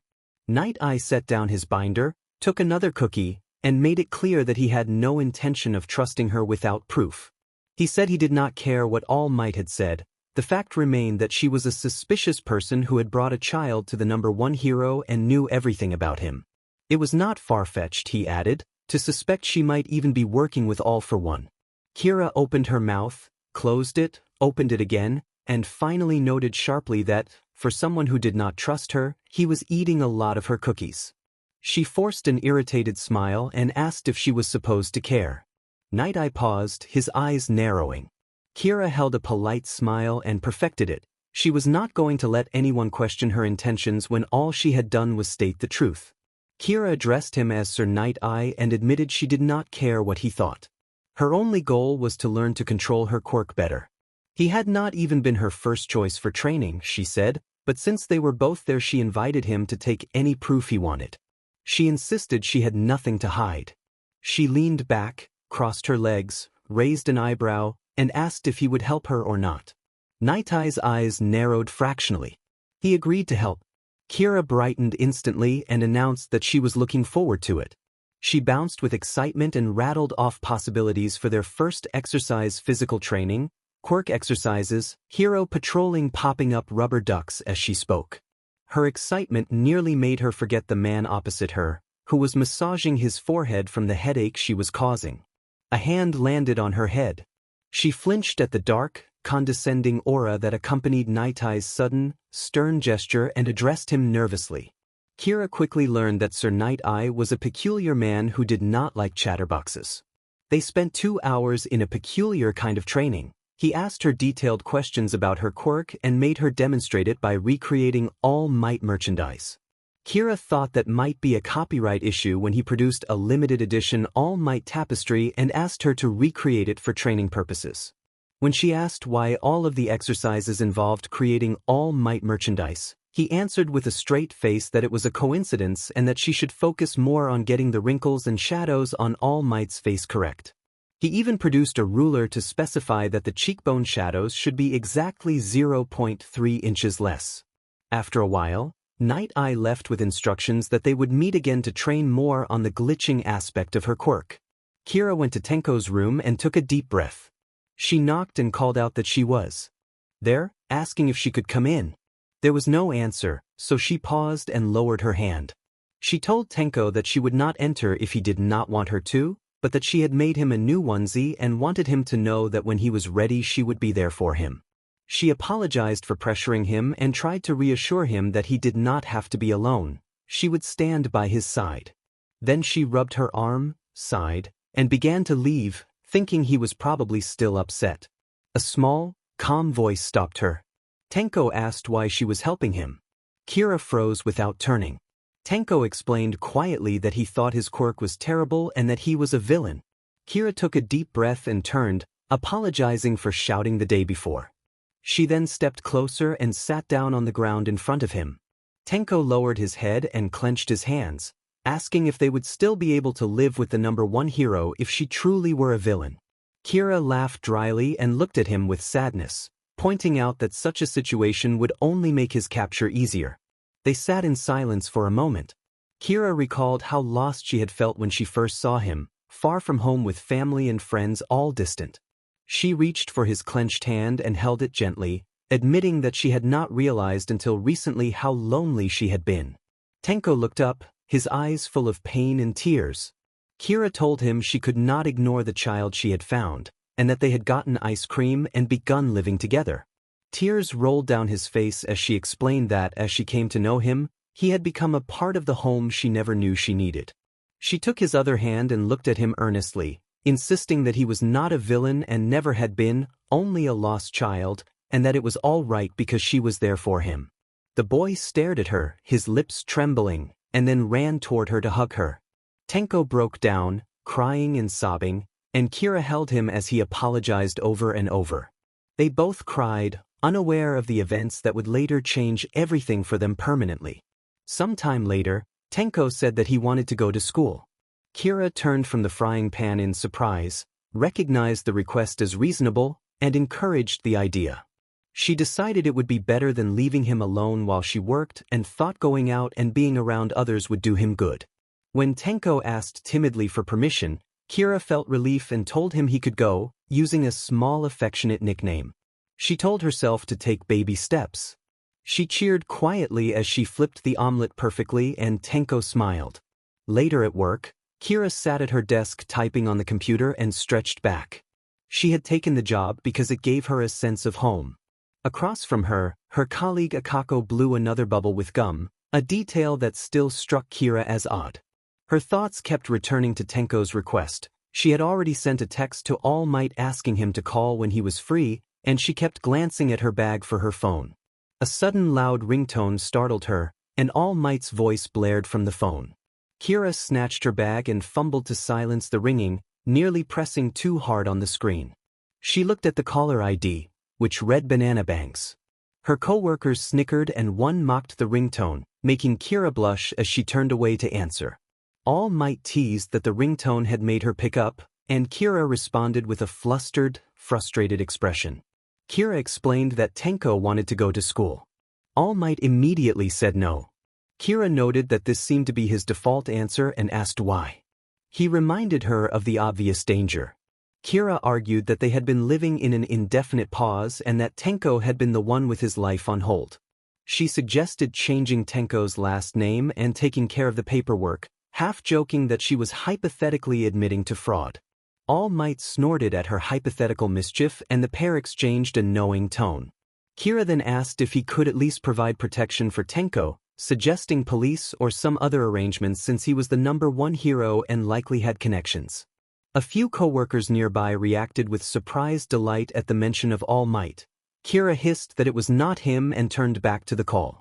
All Might promised to think about it and to figure something out, but maintained that he still thought it was a bad idea. Keira thanked him and the call ended. She returned to her work with a small grin. When she arrived at her next appointment, Night Eye greeted Keira by noting that she was 1 minute and 33 seconds late. Keira grimaced at his cold tone and prepared for the next part of her day. Keira huffed a quiet apology and reminded herself it was just 1 minute. Then Night Eye announced they would start with warming up. She nodded and began. The Night Eye training, as Keira called it, was simple and direct, much like the man himself. First they warmed up with physical exercises, and then they trained her quirk. Every day she repeated the routine, and every day he devised new tests.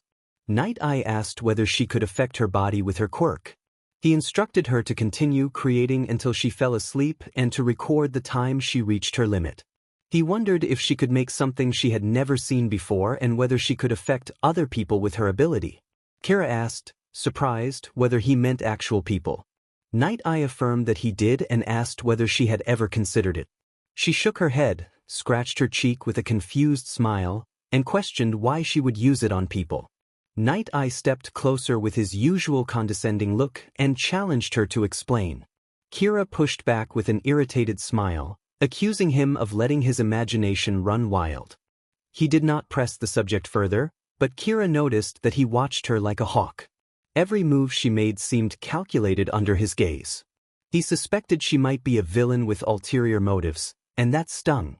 Until now she had felt welcomed by the number one hero. She had not realized that not everyone would greet her with open arms. The more time she spent around them, the more the characters stopped feeling like fictional creations. They became real people with real thoughts and emotions.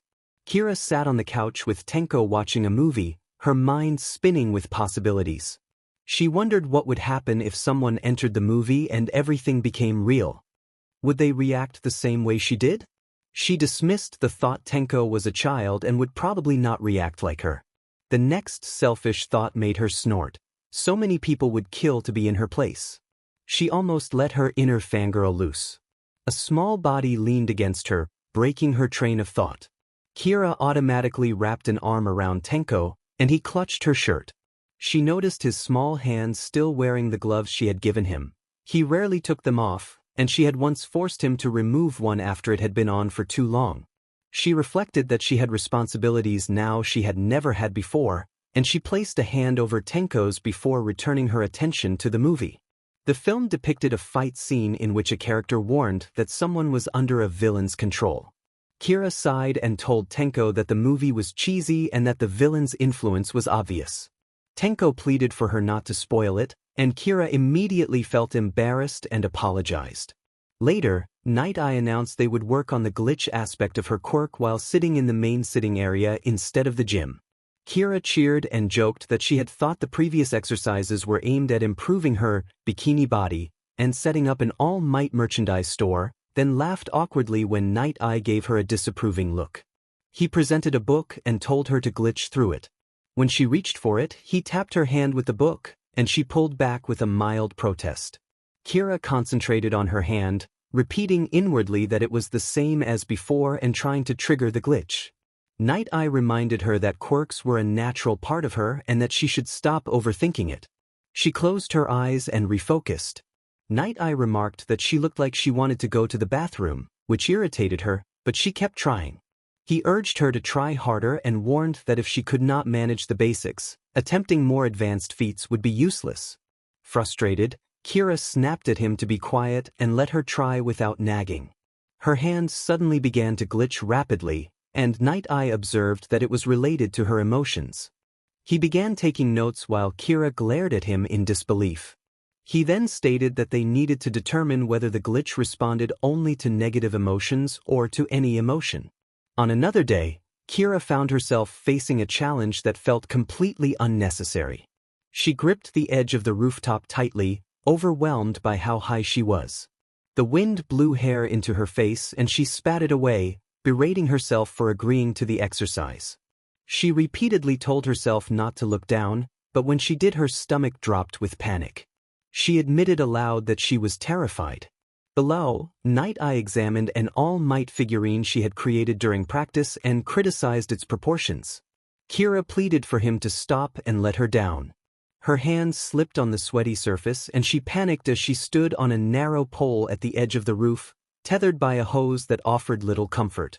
She remembered joking earlier that she hated flying and heights, only for Night Eye to take that as a reason to put her in this situation. Night Eye asked if she was scared. Keira responded that she was, and he said they would test fear this time. He asked whether she was glitching. Keira urgently denied it and tightened her grip, furious at the nonsense of the exercise. Night Eye urged her to try glitching again, his tone still tired, annoyed, and condescending. Keira thought his expression would haunt her nightmares. She gritted her teeth at the man ordering her around. She insisted she was not going to glitch, closing her eyes and hugging the pole because she believed that if she glitched her hand would pass through it and she would fall. Night Eye replied that it was only a 2-meter pole and that at worst she would break some bones, and he rubbed the bridge of his nose while urging her not to waste time and to glitch. When she refused, he shook the pole, making her weight sway. The motion churned her stomach as her body leaned toward the ground, and she cried out in panic that she would glitch and fall. He taunted her about wasting Hiro's time and continued shaking the pole until she begged for him to stop. She apologized and, just before attempting to comply, felt an idea. She glanced at her back and wings began to sprout, which she considered a form of insurance that might cushion her fall. Keira focused on glitching her hand while holding the pole with the other. She closed her eyes and concentrated until she felt it activate. Night Eye wrote notes and observed that the glitch had been triggered. He noted that negative emotions like fear and anger activated it and instructed her to test neutral and positive emotional states next. He clicked his pen closed, told her to find an activity that made her happy, and set a meeting for 2 days later before leaving. Keira called after him in frustration, but the door shut and she was left alone with relief and anger in equal measure. She hugged the ground, almost in tears from the relief of being safe, and glared at the doorway where he had left. Her hand clenched as she tried to calm down. As she steadied herself, the memory of where she had first met the symbol of peace came back to her. She pictured that moment and tried to steady her breathing. When All Might appeared, Keira noticed how different that encounter had felt. All Might said she was one of the strangest villains he had met and began walking toward her. She panicked and ran, insisting that it was a simple misunderstanding and that she was not a villain. All Might listed the offenses he had observed: sneaking into the towers, unauthorized use of a quirk, and the fact that he had never seen her before. He reached for her arm as she protested and tried to explain herself. She thought the situation could have gone badly and felt a dry laugh escape her as she processed how narrowly things had been avoided. A door opened, and she smiled to herself when she realized she might not be completely alone in the confrontation. She then saw a message on her phone from Banana Bangs, which brightened her mood, and she dashed toward the penthouse to find Tenko. Keira burst into the room calling for Tenko with an exuberant greeting and found the boy staring in surprise at her manic smile. She skidded to a stop and spread her arms dramatically, announcing that he was going to school. She set 2 plates down in front of Tenko as if presenting an offering, her special tonkatsu for the occasion. Tenko's eyes lit up at the sight of the food, and Keira wiped an imaginary droplet from her own mouth before sitting down. She told them to dig in, and then realized All Might not join them. She wondered aloud whether All Might would come, and Tenko glanced toward the hero with a hopeful expression. All Might said he would try to join if there was no hero work. All Might arrived at the right moment, and Keira stood to collect his plates and set them on the table. They bowed their heads together and said they would eat. Keira watched closely for their impressions of the meal, and a satisfied grin spread across her face when it was enjoyed.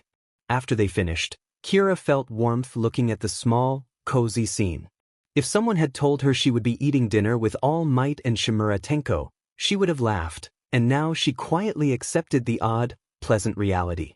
Keira suggested to Tenko that they go back to school shopping the next day and maybe visit the theme park afterward. Tenko nodded enthusiastically and asked if All Might would come. All Might agreed he would be there, and Keira brightened at the confirmation. They continued chatting and eating, and despite the large penthouse the evening felt NTMT. Later, Keira tucked Tenko into bed and patted his head before stepping back and wishing him good night. The boy smiled and shook his head, letting his sister know he did not need anything and wishing her good night.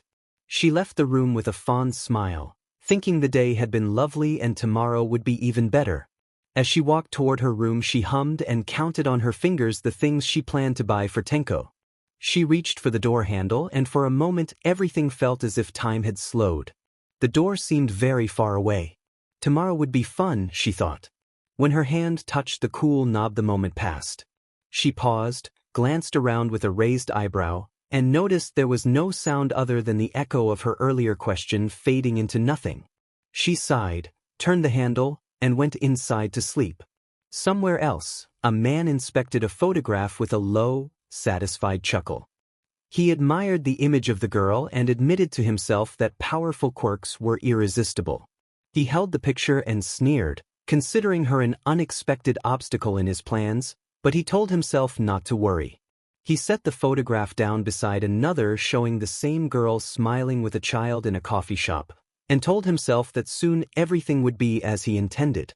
Years earlier, a small girl named Kiki pouted in the park, upset about a nickname.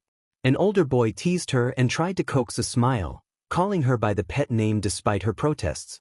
She stuck out her tongue and insisted she was not upset, but her eyes became teary. He leaned closer, worried, and then pretended that her expression was stuck. He lifted her into the air and swung her around, turning worry into laughter. The playful moment ended with him setting her down gently and touching her forehead as he urged her not to worry and to leave difficult matters to the adults. His tone grew serious as he kneeled before her and urged her to step back from Shimura Tenko, saying she had done enough and should go for her own good. She blinked and suddenly felt herself shift between child and adult, finding an empty park and wondering where he had gone. She called his name, and when nothing answered, she felt a haze over a memory, a sense that something important was slipping away. After a moment she shrugged, smiled, and got out of bed, already looking forward to the day. She woke Tenko and soon they were on their way to the mall, having agreed to meet All Might in his penthouse after shopping so they could go to Tokyo Disneyland. Keira proudly showed a lunchbox printed with a cheerful lunch message and a small All Might face, while Tenko nodded and carried a bag with notebooks, pencils, and other supplies. They wandered until Tenko pointed out a small coffee shop filled with desserts and ice cream. Inside, Keira ordered matcha ice cream and Tenko chose chocolate. Keira expressed her excitement about the day and suggested they try rides they had missed before, and Tenko said he wanted to ride the roller coaster. Keira agreed eagerly and added the Ferris wheel to the list. The two of them were wrapped up in their plans, barely noticing the bustle of shoppers around them. All Might called Night Eye and asked after his observations. Night Eye replied that he had done as requested and explained that he had not seen All for one, but he had observed the girl's quirk behaving like a glitch. He warned All Might not to allow that glitch to manifest. The call cut off abruptly when someone returned home and All Might had to end the conversation. Back at the penthouse, All Might looked at the two children in matching casual outfits and admitted he felt left out. Keira set down her shopping bags and told him they had not missed much. She suggested they head to Tokyo Disneyland. The amusement park was crowded and full of laughter, and Keira pulled Tenko and All Might toward the rides. They rode roller coasters and smaller attractions, and the day filled with light, joyful moments. Whenever Keira glanced at Tenko, she found herself smiling at his excited eyes and the reserved smile that threatened to become a broad grin. She noticed All Might lifting Tenko onto his shoulders, which made the boy even happier, and Keira found his relaxed appearance endearing. The sun began to sink and they made their way to the Ferris wheel. As they waited for their turn and looked up at the towering wheel, Keira felt a small flutter of nerves at the height. All Might leaned toward her and noted that it was almost the same height as the top of Might Towers and that she had flown to the roof before. Keira whispered with a sweet smile that it felt at least twice as tall. The corner of his mouth quirked. He set Tenko down and the three of them stepped into the cabin. As the gondola rose and the ground fell away, Keira silently repeated to herself that the chances of anything going wrong were very small and tried not to think about it. All Might raised an eyebrow and reminded them that she had ridden roller coasters before. Keira huffed and admitted that this one somehow felt scarier. She kept looking up and muttering until a small hand found hers. Tenko reassured her that he was with his big sister. Keira clasped her chest at his sweetness and hugged him with a large grin, murmuring that the kid needed to stop being so adorable. All Might watched the two of them with fond amusement and then turned to the view. All Might pointed out that they were reaching the top. Keira's stomach flipped, but when she followed his gaze she felt awe. The sun was setting and the sky blended pinks and yellows into a peaceful scene. Her fears faded, All she could feel was this quiet moment with Tenko and Toshinori. They stepped off the ride after the sun had set and the park took on the soft blue glow of evening. Keira sighed with a small smile and said that the park looked even better at night. They wandered together until she noticed Tenko wobbling and rubbing his eyes. Keira offered to carry him, and he nodded toward her. All Might placed a hand on her shoulder and told her to let him, and they settled into an easy conversation. All Might suggested they should head home since Tenko looked tired. Keira glanced at the sleeping child and agreed. As they moved toward the exit, Keira excused herself to use the bathroom. Inside the restroom, Keira washed her hands and caught her reflection. She thought she looked lively, cheeks a little flushed and a smile already forming, and she laughed softly as she brushed a stray lock of hair back. A memory of Naitai's instruction came to her. Do something that made her happy and then meet later. 2 days was the limit. She made a face at the recollection of his sternness and, after checking she was alone, lifted her hand toward the mirror and took a steadying breath. When her fingers hovered an inch from the mirror, her quirk responded immediately. The effect was almost effortless this time, and Keira found herself surprised and pleased that positive emotions seemed to help. The sensation was pleasant at first, but then something changed. A voice filled her head, a man's voice, clearer and closer than before. An unfamiliar, chilling voice spoke in a calm, conversational tone about quirks and how he could not help but want to take interesting ones for himself. The voice claimed that her ability was unique and that he had tried to take it previously, but that it had not fully formed enough for him to grasp. Keira felt frozen as the voice continued. She could not move though her mind screamed at her to fight. The voice declared that it was only fair he reclaim what he believed was his. Kira's eyes darted around the mirror until they locked on a shifting blackness behind her. A figure seemed to emerge from that darkness, the upper part of his face obscured, a cold smile visible as one hand reached toward her. The invisible force pinned her in place. Her quirk pulsed and warped around her already extended hand. Regret and panic surged through Keira as she thought of All Might and Tenko, and then the stranger spoke a final line, telling her she would prefer the villain role more and naming her in a way that made her blood run cold. The bathroom erupted in a sudden, powerful blast. All Might reacted instantly, moving with practiced speed to clear the area and rush people away from danger. In seconds, he had guided several bystanders to safety and placed Tenko where he would be out of harm's way before racing back toward the source of the explosion. The destroyed room was a chaotic scene of shattered fixtures and glitching energy. The pattern of the disturbance was disturbingly familiar. From the wreckage, tendrils of glitched energy manifested and swept through the space in erratic, corrupting motion. Kira's hair had come loose as she clutched her head, the quirk's distortion writhing around her. She made strained sounds and pressed her palms to her temples as the unstable power shook her. All Might kept working to move people clear and then closed the distance to her. When he reached her, Kira's eyes snapped open and had gone dark and distant. In a sharp, animal sound she lunged toward him as glitching tendrils lashed out. All Might braced himself and pulled his fist, ready to act. The best way, he decided, was to knock her out. As he released his attack, the air around Keira flickered and reached toward him. He barely evaded, and for a moment it seemed the blow had missed. Then he noticed something wrong with her head. She was glitching.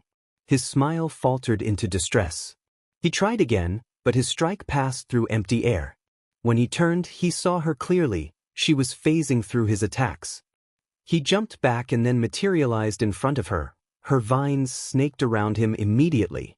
They tightened and burned, but he was close enough to reach her. He urged Keira to snap out of it.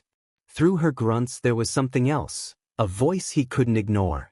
Her eyes suddenly cleared for a moment, and she muttered the name Texas. The tendrils sliced through him, making him grunt.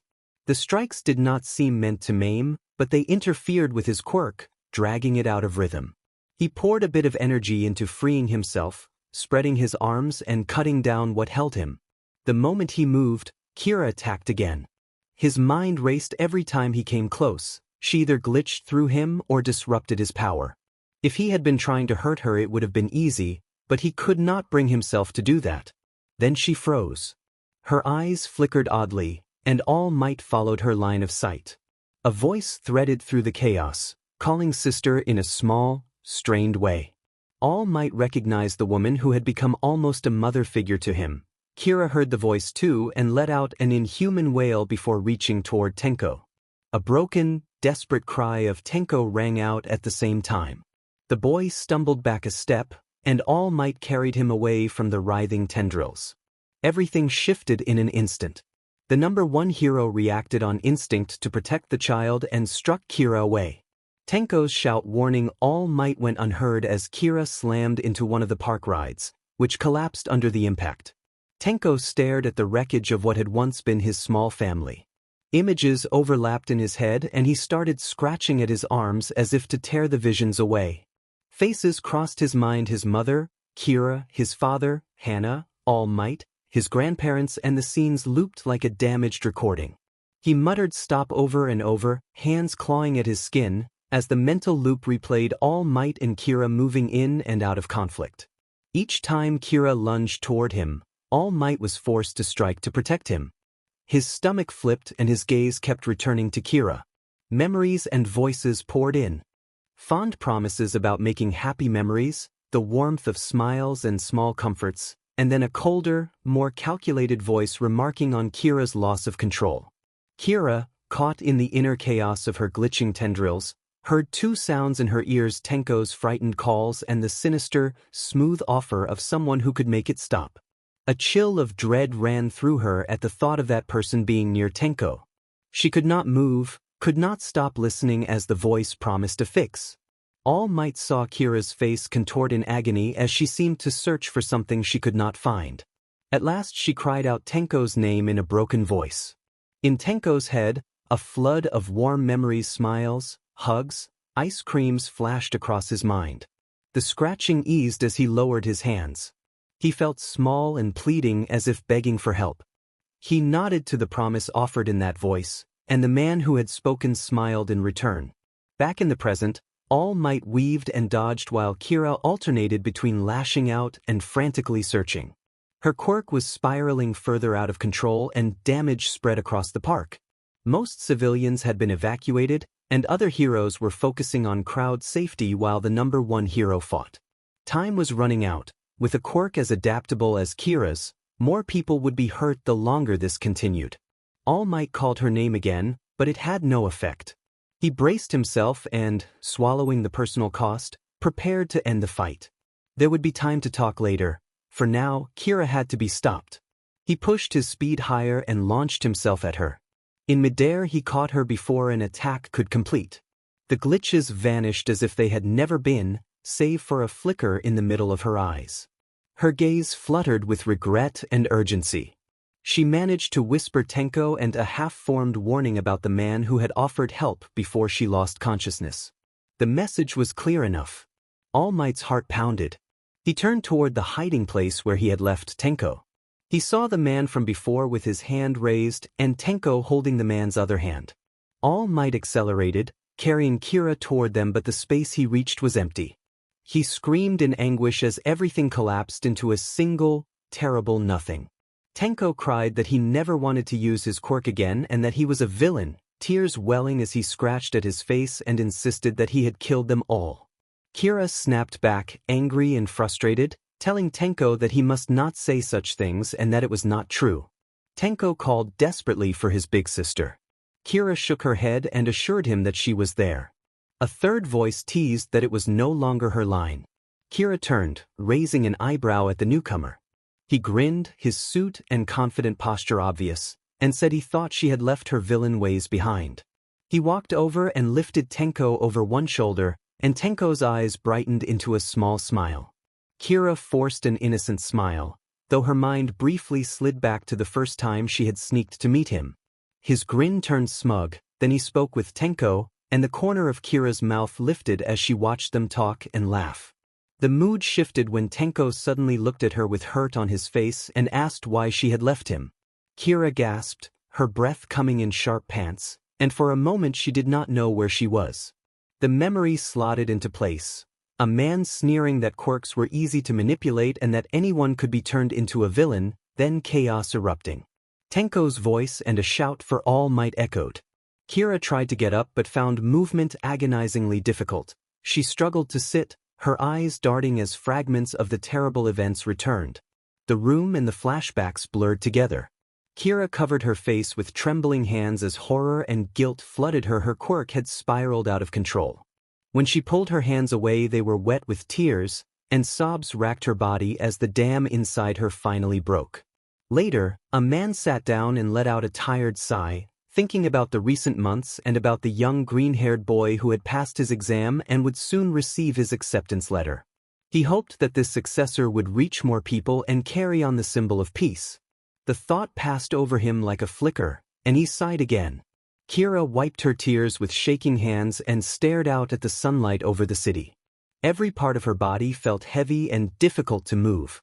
She noticed a nurse call button and reached for it, each small motion feeling unbearably slow. The door opened before she could press it and a nurse entered with a clipboard, her bored expression melting into surprise when she realized Keira was awake. Keira tried to speak but could only make a rasping sound, her throat raw and parched. The nurse checked her connections and said she would call the doctor. A few minutes later, the doctor arrived with the nurse and ran through a battery of checks before sitting down. Keira had been given a glass of water and could move a little more easily. The doctor explained that Keira had been in a coma for a long time and that the odds of waking had been very low. Her vital organs had remained stable and nothing obvious had been found, but her quirk had been acting up and that had been the reason for the prolonged coma. Keira could not recall everything, but she understood the general picture. She pressed a trembling hand to her head, trying to steady her breathing. Keira asked how long she had been asleep. The doctor hesitated before answering. The doctor asked Shane how she was feeling that day, and Shane replied that she felt good. The doctor then inquired about her muscles, and Shane admitted they were sore.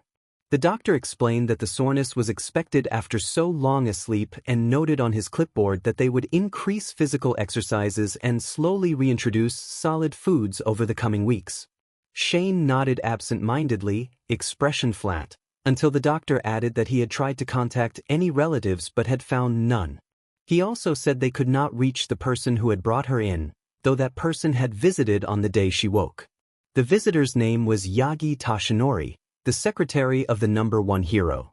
The doctor told Shane that coma cases lasting longer than a year usually had poor chances of recovery and that care had been expensive, but all her medical bills had been covered by the hero. Yagi had been in direct contact and had visited the day she woke, but the staff had been unable to reach him in recent days. Shane asked whether there had been anyone else with Yagi, and the doctor said the records only mentioned Yagi visiting. There had not been anyone else. Her head dropped and her hands clenched the blanket as her vision narrowed. Keira stared at the doctor while he continued to explain that Shane's quirk had helped rejuvenate her body and that she could have been in much worse shape. Keira stopped listening. One thought kept returning to her like a painful echo. Tenko was not with him. Tenko was not with All Might. Tenko was not there. Her heartbeat quickened and the world swam. Nausea and tremors rose through her limbs. Guilt pressed at her throat and her hands shook. She struggled to control her face and managed to tell the doctor that she would prefer he not contact Yagi immediately. The doctor looked puzzled, but she forced a weak smile and said she would speak to him when she was done with her exercises. He agreed reluctantly and ran through her schedule before leaving her to rest. The moment the door clicked shut, the tears came. Keira hugged her knees tight, muscles still sore from stretching. She buried her face and let herself cry, clutching the idea that Tenko had not been there to save him. The doctor's words about Yagi visiting monthly for 18 years echoed in her mind, and the guilt tightened like a fist as she sobbed. At the beach, a young boy called out for All Might, startling the thin man with shaggy blonde hair so much that he gasped and straightened. The boy flailed, then insisted he had the wrong person, waving his hands and backing away. A nearby couple, disappointed at missing a sighting of the hero, looked away while the man and the boy exhaled in relief. All Might raised his hand for a high five and congratulated the boy on passing something important. He explained that he had not informed Yue about their point of contact because he did not want people to think his successor had been accepted purely through connections. Midoriya listened in awe and thanked him shyly. All Might mentioned that he had become a teacher at Yue, and that he had informed the academy of his predicament without telling anyone else. He had asked them to notify him if they found a suitable successor. Midoriya reflected on the strain of the power they were discussing. All Might agreed, comparing the situation to teaching someone with a new tail how to control it. The vessel needs time to grow and learn to handle the transferred power. He explained that right now the successor was stuck between all or nothing, but with training they could learn to tone down and adjust the power level to save their body from strain. To demonstrate, All Might crushed a few discarded spray cans easily, smiling his signature smile and showing the potential of controlled strength. All Might spoke in a quiet, solemn way about passing on his duty. The transferred flame would slowly fade, and when it did, his duty would be complete. The scene held a mythic weight to it, like a sacred fire passed on to a new keeper. Someone nearby suddenly recognized All Might and exclaimed surprise at his presence. All Might began to run, followed closely by his successor, and Midoriya followed after them. They ran with a sense of purpose, the successor keeping pace, as All Might focused on ensuring his duty would be fulfilled. Back at the hospital, the doctor encouraged Shane to take things slowly as she practiced standing with the help of metal railings. Her legs trembled and wobbled. She could barely support herself. The rehabilitation that followed was different from the routine checks that had tracked her overall health. She concentrated on each careful step, determined to rebuild what had been lost. Her first step was still out of reach. Shane instructed Keira to focus on her center of balance and to breathe in and out. She breathed, though her breath was shaky. Every movement felt like a heavy effort. She compared it to how babies must feel when learning to walk. Someone offhandedly offered Tension a ride, but Keira shook her head and pushed the thought away, telling herself to focus and recover her strength. A trainer praised Shane's encouragement and reminded Keira again to keep her breathing steady. A week later, Keira twirled a long strand of hair around her finger and noticed how much it had grown, reaching her lower back. She sighed at the small improvement. Walking still strained her. The door opened and a doctor entered to check on her and report the results of the examinations. The doctor told Keira that everything else looked fine, but her quirk readings had been fluctuating, rising and falling unpredictably. He advised that she avoid using her quirk for a while because it might not be safe for her health. Keira accepted the recommendation. After the doctor outlined the plan for the next few days, he left her to rest. She removed the covers and let her legs dangle from the bed. Night had fallen. She reached for the railing on the wall and braced herself. Her legs wobbled as she stood, each unsteady step bringing a fear of falling, but she managed to take one step, then two, then three.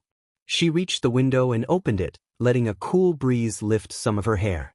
Exhausted, she slid into the chair beside the window and forced her breathing to steady. Her mind wanted the journal she usually used to organize thoughts. She stared, surprised, when the journal was already on her lap. Her hands began to tremble as a rush of emotions, anger, sadness, disgust washed through her. She flung the journal to the floor as if it burned her. She clenched her fists until small drops of blood gathered on her palms, then forced her hands open. She scolded herself inwardly, determined not to break down. The question of how she could avoid using her quirk when she felt she needed it nagged at her, but she forced herself to breathe and try to be calm. When she reached for the journal again, it seemed to glitch and reappear in her hand. The suddenness made her chest tighten painfully. The sensation radiated from her hands to her chest. She clutched at her chest and focused on slow breaths until the episode passed, leaving her shaken. The doctor's warning about fluctuating readings echoed in her mind. She returned to bed with the window open and the cool night air on her face, though sleep eluded her as hours ticked by. A sudden thud from the window made her tense. She heard the frame creak and the chair scrape closer. Presence reached through the window and gently took her hand. A familiar, older figure at the window held her hand and spoke softly, saying that he missed her and that he had found a successor who reminded him of young Tenko. He confessed his worry about the future and his own age, explaining that he might not remember events past a certain point and that he feared losing her too. He pleaded with her to wake and be okay. Keira felt guilt at his words and, in her thoughts, apologized to All Might. Days later, she could walk without faltering, and she smiled at the steadiness of her steps. There was 1 week left before All Might's planned visit. The thought of facing him tightened her chest, but she tried to focus on preparation. In the bathroom mirror she saw how her features had become mature and refined, marked by years she had not truly lived. The sight unsettled her, but it also steeled her resolve to take back control of her life. She stepped out with long black curls flowing, then used her ability to change her appearance into a shorter, high school form with blonde hair and blue eyes. It was a small exercise in reclaiming agency and confidence. The door opened and closed behind her, leaving a ruffled bed with a single sheet of paper lying in the middle. She stood in front of UA High. A wind tousled her now blonde hair as she tugged the cap further over her eyes. Even though she looked different, the rows of All Might memorabilia and the campus itself made her feel as if he could appear from anywhere and see right through her. She sighed and hugged herself before turning away from the school. This was the first step. Her thoughts drifted to USJ, to the day Tenko had infiltrated UA High and struck All Might. Her legs kept moving and she pulled at the ends of her hair in frustration, wondering if he would even be there. How much had she already changed the timeline? Was All Might still teaching at UA? What had become of Tenko? She bit her lip and rubbed her face, noticing shops starting to appear along the street. She went into a coffee shop, bought a drink, sat down, and took out her journal. She skimmed the notes on her quirk and then wrote down the questions that kept bouncing in her head. Had she changed the storyline? What happened to Tenko? Did All Might still get injured? Could she use her quirk to go home? If she could meet Tashinori, the answers might come, but for now that option was out of the question. A middle-aged man with a receding hairline approached and offered a business card, suggesting she try modeling and praising her face and figure. She declined. He persisted, insisting it was an opportunity and asking if she was a foreigner because of her hair. Irritated, she repeated that she did not want to participate. He recoiled when he noticed something odd with her hand and asked what was wrong. She quickly hid the slight glitch under her jacket and walked away. She did not stop until she reached a quieter alley. Her breaths came ragged as she gripped her hand and silently implored herself to stop. Tears welled as she closed her eyes and focused on steadying her breathing, on the cool air and the distant bustle of people, anywhere but the glitching. Gradually the tingling faded and her hand returned to normal. She slid down against the building and pressed her hands to her chest, repeating that it was okay until she could almost believe it. A small scrap of paper had been left with a brief, apologetic note signed Keira asking to be forgotten. In a hospital room the doctor spoke with regret and explained that it had been the patient's wish not to be contacted until the next scheduled visit, and that they had not anticipated her leaving without informing anyone. Yagi Tashinori absorbed the empty bed before him, the weight of the folded paper trembling in his hand. He had spent years hoping she would wake from the coma. When he brushed the edge of the bed and realized the space was truly empty, the illusion of her presence shattered. He scrunched the paper in his fist and stared at the words, puzzled by the request to be forgotten. A faint voice calling his name drew him back. He cleared his throat and turned to the doctor with resolved eyes, asking for a full account of her condition. Keira opened an acceptance letter to UA High's general department and felt a relieved exhale escape her as she read the familiar start date. The first step was done. Now she would have to prepare for high school all over again. It was an odd feeling to be heading back to UA, a school full of superpowered teenagers, but she told herself it was part of reclaiming her life and ensuring Tenko did not become a villain. In a dim bar, Tamura Shigaraki studied his hands. The sight of them different now felt like a small, strange pinch in his chest, a reminder of what had been taken and what remained. When the bartender offered a drink, he declined and asked Kurojiri why they were there. Kurojiri remained silent, and Shigaraki, not really listening, pushed himself up and moved to a nearby table. He pressed his fingers against a piece of equipment and slipped on tight gloves that fit him like the one someone had helped him into long ago. His expression softened for a moment, then hardened as he remembered his purpose. He reported to the monitor that he was ready. At UA, the new teacher welcomed the students to the general department and began introductions. Keira wondered again why she had chosen this path. She reminded herself it was to get her life back and to prevent Tenko from falling down a dark path. The idea of returning to high school was daunting and irritating in equal measure, and she twisted a strand of blonde hair between her fingers, preparing herself for what came next. She sighed, trying to catch any of the words coming from the teacher. She could not join the hero department. She had missed the exam, but she planned to sneak onto the bus with Class 1A to the USJ. She toyed with her blonde hair and then smiled, slapping her palm with a sudden idea that she could use invisibility to get on the bus. The teacher called for attention, and heads turned toward her. She thought she had meant nothing and laughed awkwardly, which drew a chuckle from someone behind her. The teacher scanned the attendance list and made a note that put her in the troublemaker column. He asked for her name, and she introduced herself as Nishimura Keira, realizing belatedly how close the name was to her real one. The teacher addressed her as Ms. Nishimura and warned her to focus, reminding her it was still the first day. She nodded, keeping her smile as he turned away, and her face relaxed once he did. Hours crawled by. By lunchtime she had counted the students, desks, chairs, and even the strands of hair on the head of the girl in front of her. Irritated, she stood and left the classroom, walking quickly through the halls to the grand dining hall with no intention of talking to anyone. She had to stay focused. She savored a bite of tonkatsu, thinking how delicious it was, then scanned the hall while she ate. It took a minute before she spotted two familiar figures, Midoriya Izuku and Bakugo Katsuki. They were not sitting together, and that made her pause with quiet amazement. Seeing elements and characters from the anime in real life always left her staring. She glanced away from them, shook her head, and continued eating. The rest of the day passed. English class was easy for her, and the bell finally rang for the last lesson. She muttered that it had been exhausting and hurried after the teacher as he packed up. She called out to him, and he turned. She told him she wanted to transfer to the hero course. He looked unsurprised and asked if she had applied to the hero course exam. She admitted that she had missed it. He explained that the sports festival would give her another chance. If she proved herself there, she might be offered a transfer. She asked if she had to win, and he chuckled, saying not necessarily but encouraging her to try.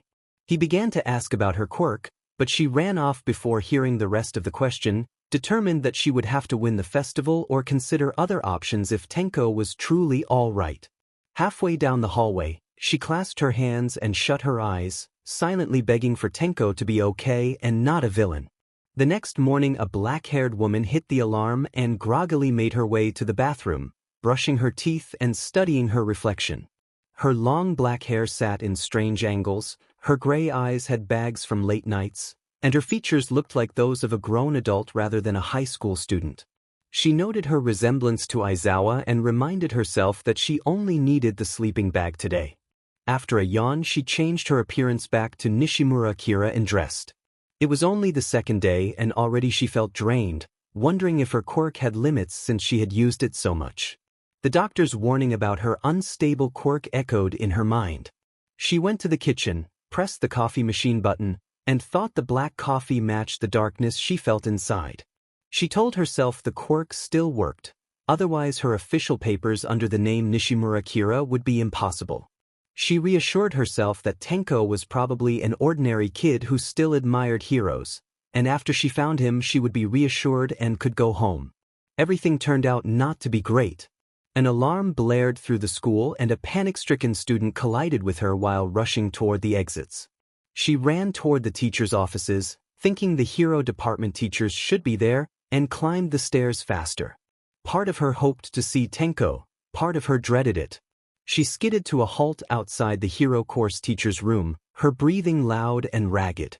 She steadied herself and gripped the door, then pushed it open and blinked at the scene inside. The alarm continued in the background, and she noticed a stack of papers scattered on the floor. She took a few hesitant steps and whispered to herself that it was not proof. She leaned down and a paper caught her eye. The list of class schedules was missing one entry. Hero Class 1A's schedule was not there. The paper slipped from her hand and everything felt wrong. She often asked herself what she was doing. A jolt nearly made her jump. She was sitting on the ground, invisible on the bus, waiting for them to arrive. Watching Class 1A talk was oddly relaxing. Keira felt a swell of nostalgia remembering her days at school with her friends. She would be lying if she said she did not miss them, but her priorities had changed. A part of her was tethered here in this world because of her sister. The bus stopped and she blinked as Aizawa Shota announced that they had arrived. She waited until the last person was walking and stayed just behind him. Once they were out, she immediately backed away. Mineta looked back and announced that he sensed a woman. She grimaced and headed toward the entrance of the training ground, thinking the boy was perverted. The training ground was amazing and Kira's mouth dropped open as she stepped forward. She could faintly hear the heroes talking with the class. A fountain stood in the middle of a huge dome that contained waterfalls and desert terrain.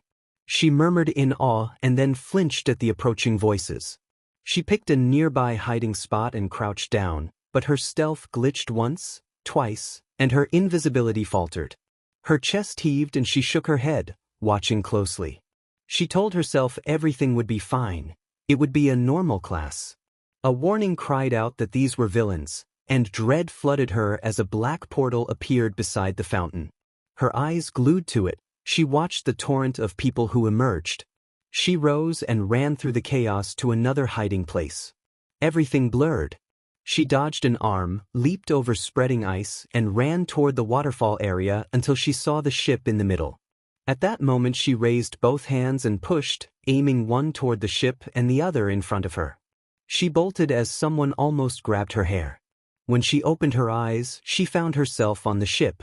She let out a breath and clutched her chest, dread prickling as she noticed her reflection in the glass. Black hair, gray eyes, and a taller body. Her current form's uniform felt tighter. She cursed under her breath and strained to shift back to her usual appearance. She focused on returning to her normal blonde hair and managed to change. Azui reacted quickly and startled her, which made her grateful that she had shifted back before anyone could see the other appearance. Keira explained that she was not a villain and that she simply wanted to see the training ground. She was not part of the hero course. One of the students pointed out that she did not seem to belong to Class 1. Keira admitted that she was a student but not in the hero course. Mineta leered and demanded proof, and Midoriya noted that she was wearing a uniform, which led Tsuyu to release her hold. Midoriya asked what her quirk was and explained that they were trying to get out of the ship and help Aizawa. Keira said that her quirk was teleportation, similar to the portal user who had come with the villains. Midoriya became excited and began firing off a series of rapid questions about its range and mechanics. Keira told him to stop and suggested that they escape the ship first and save questions about her quirk for later. Midoriya sheepishly nodded, then said they needed to reach the villains and Aizawa and began asking the others about their quirks. Tsuyu suggested that Keira could teleport them, and Keira explained that 3 people might be too much at once and that she was still getting the hang of short-range teleportation. Light objects were easiest. They looked disappointed, but Midoriya agreed with the plan. Mineta panicked briefly. Keira stayed to the side, watching without interfering as events unfolded much like she had seen before. She could not stop her jaw from dropping when Midoriya used a powerful smash through the water to create a swirling torrent. Soon they were a short distance from the main area where Aizawa was struggling against the villains, where Kurogiri's portal had appeared and the Nomu lurked. She saw a blue-haired figure and realized the person was taunting Aizawa. Tears welled up and her chest tightened. It was hard to breathe. She stood frozen, her hands trembling against a wall, and then she moved forward. Her legs gave out beneath her. Someone shouted a warning to watch out, and a hand covered her face just as danger drew near. She blinked and looked at the attacker, noticing the malice in his red eyes. She realized she had been the easiest target. Her mouth opened but the words lodged there. Someone commented on how incredible Eraserhead was, and then Midoriya launched himself into action. A powerful blow sent the attacker away and left her reaching out to empty space. Sounds faded together as she struggled to understand what had happened and what had been taken from him. In the blink of an eye they were pulled away from the main villain area. All Might instructed the group to head to the entrance and said he would stay with Aizawa, who was unconscious, urging them to hurry. Keira felt unable to move. All Might looked angrier than she had ever seen him, and yet she wanted to run and hide behind him. A voice called out that it had been a while, and Keira snapped her head toward it, her heart pounding as she recognized Tenko. Her eyes were glassy with tears as she held them back. Shigaraki crouched and reached for the fallen hand, noting that hitting the hand had given them a better look at his face. He grinned and taunted All Might, asking if he remembered him and using All Might's old name. All Might's sharp breath carried a surprised question about a young Tenko. Shigaraki answered with a bitter chuckle, saying that he had another name now and announcing himself as Shigaraki Tamura. Shigaraki declared that he had been reborn and stronger than before, and then sneered that it was because of the heroes. He accused them of pretending to help everyone but disappearing when it mattered most, of abandoning the people who meant the most to them. The words crushed All Might, his smile vanished. Kira's throat was dry and she took a step forward, thinking if she could just reach him. She blinked tears away and glanced around, her blood turning cold. Behind Shigaraki stood Kurojairi and Inomu. She slapped a hand to her mouth to stop the rising nausea. Seeing the Nomu in the anime had been one thing, but in person it was grotesquely altered and disturbingly unnatural. Shigaraki stretched his arms wide and grinned manically, asking All Might if he liked the new name and declaring that this was for all the people the heroes had abandoned. All Might murmured a pained question about young Tenko. Darkness materialized behind All Might, and the Nomu lunged. All Might stopped it by grabbing both its wrists. The creature struggled and landed a blow that sent him flying, then turned its attention back to them. Kira's stomach lurched. Fear charged the room as students gasped, realizing something was terribly wrong with All Might. The world felt muffled to her, as if she were underwater. She forced herself to breathe and focused. She felt the glitch happen and suddenly found herself in the air, landing near All Might. Her movement had been too fast for anyone to stop. All Might shouted Tenko's name, and for a moment their eyes locked. Surprise flickered on his face before it twisted into a hard sneer as he reached toward her. He ordered everyone to get back, but it was too late. The instant she touched his arm and he touched her face, they both flickered and vanished. Shigaraki looked around and realized they were no longer inside the US. They had been teleported outside. The woman still had her face cupped by All Might's hand. Then Shigaraki understood that his quirk was not killing her. He jumped back and clawed at his neck, bewildered that his power would not destroy her. His eyes widened as the woman emerging through the glitching changed. Her blonde hair darkened to black and her features shifted to those of an older woman with gray eyes he had never expected to see again.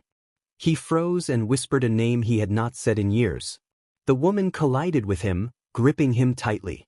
Moving both of them out of the danger had taken a toll on her, but she held on, hoping that when she let go she would see tension and realize it had all been a nightmare. The child she had lived with and loved would be there. She apologized over and over to tension, clutching him, and Shigaraki felt emotions he had thought dead surface. He gripped back. The hand on his face from his former master felt heavy and confusing. He looked down at her and realized he was taller and stronger now. Slowly, hands went to her back and the hug was returned. Tears streamed down her face. She sobbed, and all he could do was hold on as broken sounds filled the air. Tenko tightened his grip, finding the warmth familiar and aching. Meanwhile, chaos at the USJ intensified. A student had disappeared with the villain in seconds. There had been no time for All Might to react before the Nomu attacked again. He blocked the strike, skidding back as his energy drained. Kurojairi's mist swirled violently as he announced that Shigaraki Tamura had disappeared, then flashed around the USJ in stealthy, unsettling movements. The Nomu persisted in following its last order, kill All Might. Back with Shigaraki and the woman, stepped back from the hug but still held his arms, trembling as she removed the hand from her face. His expression was unreadable, weighing everything. He kept his hand on her face for a moment before letting it fall away. She tried to explain, but he interrupted with a troubled insistence that she was not the person she appeared to be. He placed his hand on her head and felt a loud, steady thump that he could not ignore. She began to say tension again, but he corrected her, stating firmly that that was not his name. He told her that his quirk did not destroy her and that she merely resembled someone he had lost. He called her Nason with disbelief, then threw the word back with harsher force, ordering her to revert to her other appearance. He insisted that the dead did not return, no matter how much she wished it. She fought for air as he tightened his grip, tears streaming as she begged him not to call her by that name. The face she had been wearing made him hesitate for an instant, but then he demanded she change back. She managed to shift her appearance back. His hold loosened and she gasped, pushing weakly against him as vision flickered at the edges. Black mist materialized and in an instant they were back inside the Yui. Kurogyari located Shigaraki and asked whether the woman should be disposed of.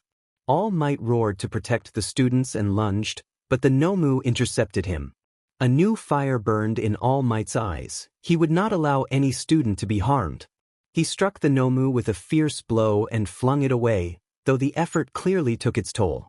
He could not reach her before the Nomu returned, attacking and clinging to him. Shigaraki ordered Kurogyari to do his part, looking at All Might with disdain before glancing at the now almost unconscious blonde girl. Mist snaked from Kurogyari, wrapping around All Might's limbs in an instant. Half of All Might was trapped on one side while the rest was engulfed by the mist. The Nomu pressed against him, forcing the hero to struggle. Time was slipping away before All Might would have to revert. Shigaraki gripped the girl by the back of the neck and turned her to face All Might, accusing the heroes of hypocrisy and insisting that anyone who stepped outside their neat framework of good would be labeled a villain. Keira could barely see. She had reached her limit, tears still ran down her face, but she forced herself to try. She tried to call for her sister. Shigaraki muttered that everything had been for one's plan, and then he claimed he was alive, pleading to Tenko. He scratched at his neck repeatedly, agitated and whispering to himself to be quiet. Before he could steady himself, an ice blast struck him and sent him tumbling back. Kirishima seized the opportunity provided by Todoroki's attack, carrying Keira on his back to Midoriya and the others before setting her down and challenging Kurogyari. Bakugo used a metal fragment to pin Kurogyari, freeing All Might, while Todoroki immobilized the Nomu with ice. Bakugo said he had noticed Kurogyari's weaknesses and pushed him down, taunting that Kurogyari would not have claimed something was close if his body were entirely mist or immune to physical attacks. All Might rose to his feet, feeling his time running out. He ordered everyone to get to safety, glancing sorrowfully at Shigaraki before looking at the unconscious student, her blonde hair splayed as Midoriya supported her and feeling relieved that she was safe. He urged the students to move to safety. Todoroki stepped forward and reminded All Might that without the students' help the hero might have been finished. All Might thanked them but insisted they get to safety. Midoriya began to ask about All Might's injury, but All Might cut him off with a thumbs up and reassurance that it was all right. Shigaraki challenged All Might and then watched as the Nomu, which Todoroki's ice had restrained, broke free and regenerated its arm. He explained the Nomu's regeneration and shock absorption and ordered it to finish the hero. The Nomu lunged toward Bakugo, who froze as the creature hurled itself at him. At the last second, All Might stepped in and took the blow instead. All Might grinned, determined to exceed whatever limits the Nomu was built for, and launched himself into action. Wind and energy shifted as the symbol of peace pushed forward, exchanging blows with the Nomu in a swift, dramatic confrontation. The Nomu was forced out of the USJ in a spectacular burst, and the students watched in awe as the #1 hero stood panting, truly a symbol of peace and strength. Shigaraki, frantic and desperate, accused them of cheating and ordered Kurogyari to retreat. He demanded to be taken back and to take the girl with them. In an instant his body began to emerge from a portal, reaching for Keira, but a gunshot rang out and his hand was struck, preventing him from completing the reach.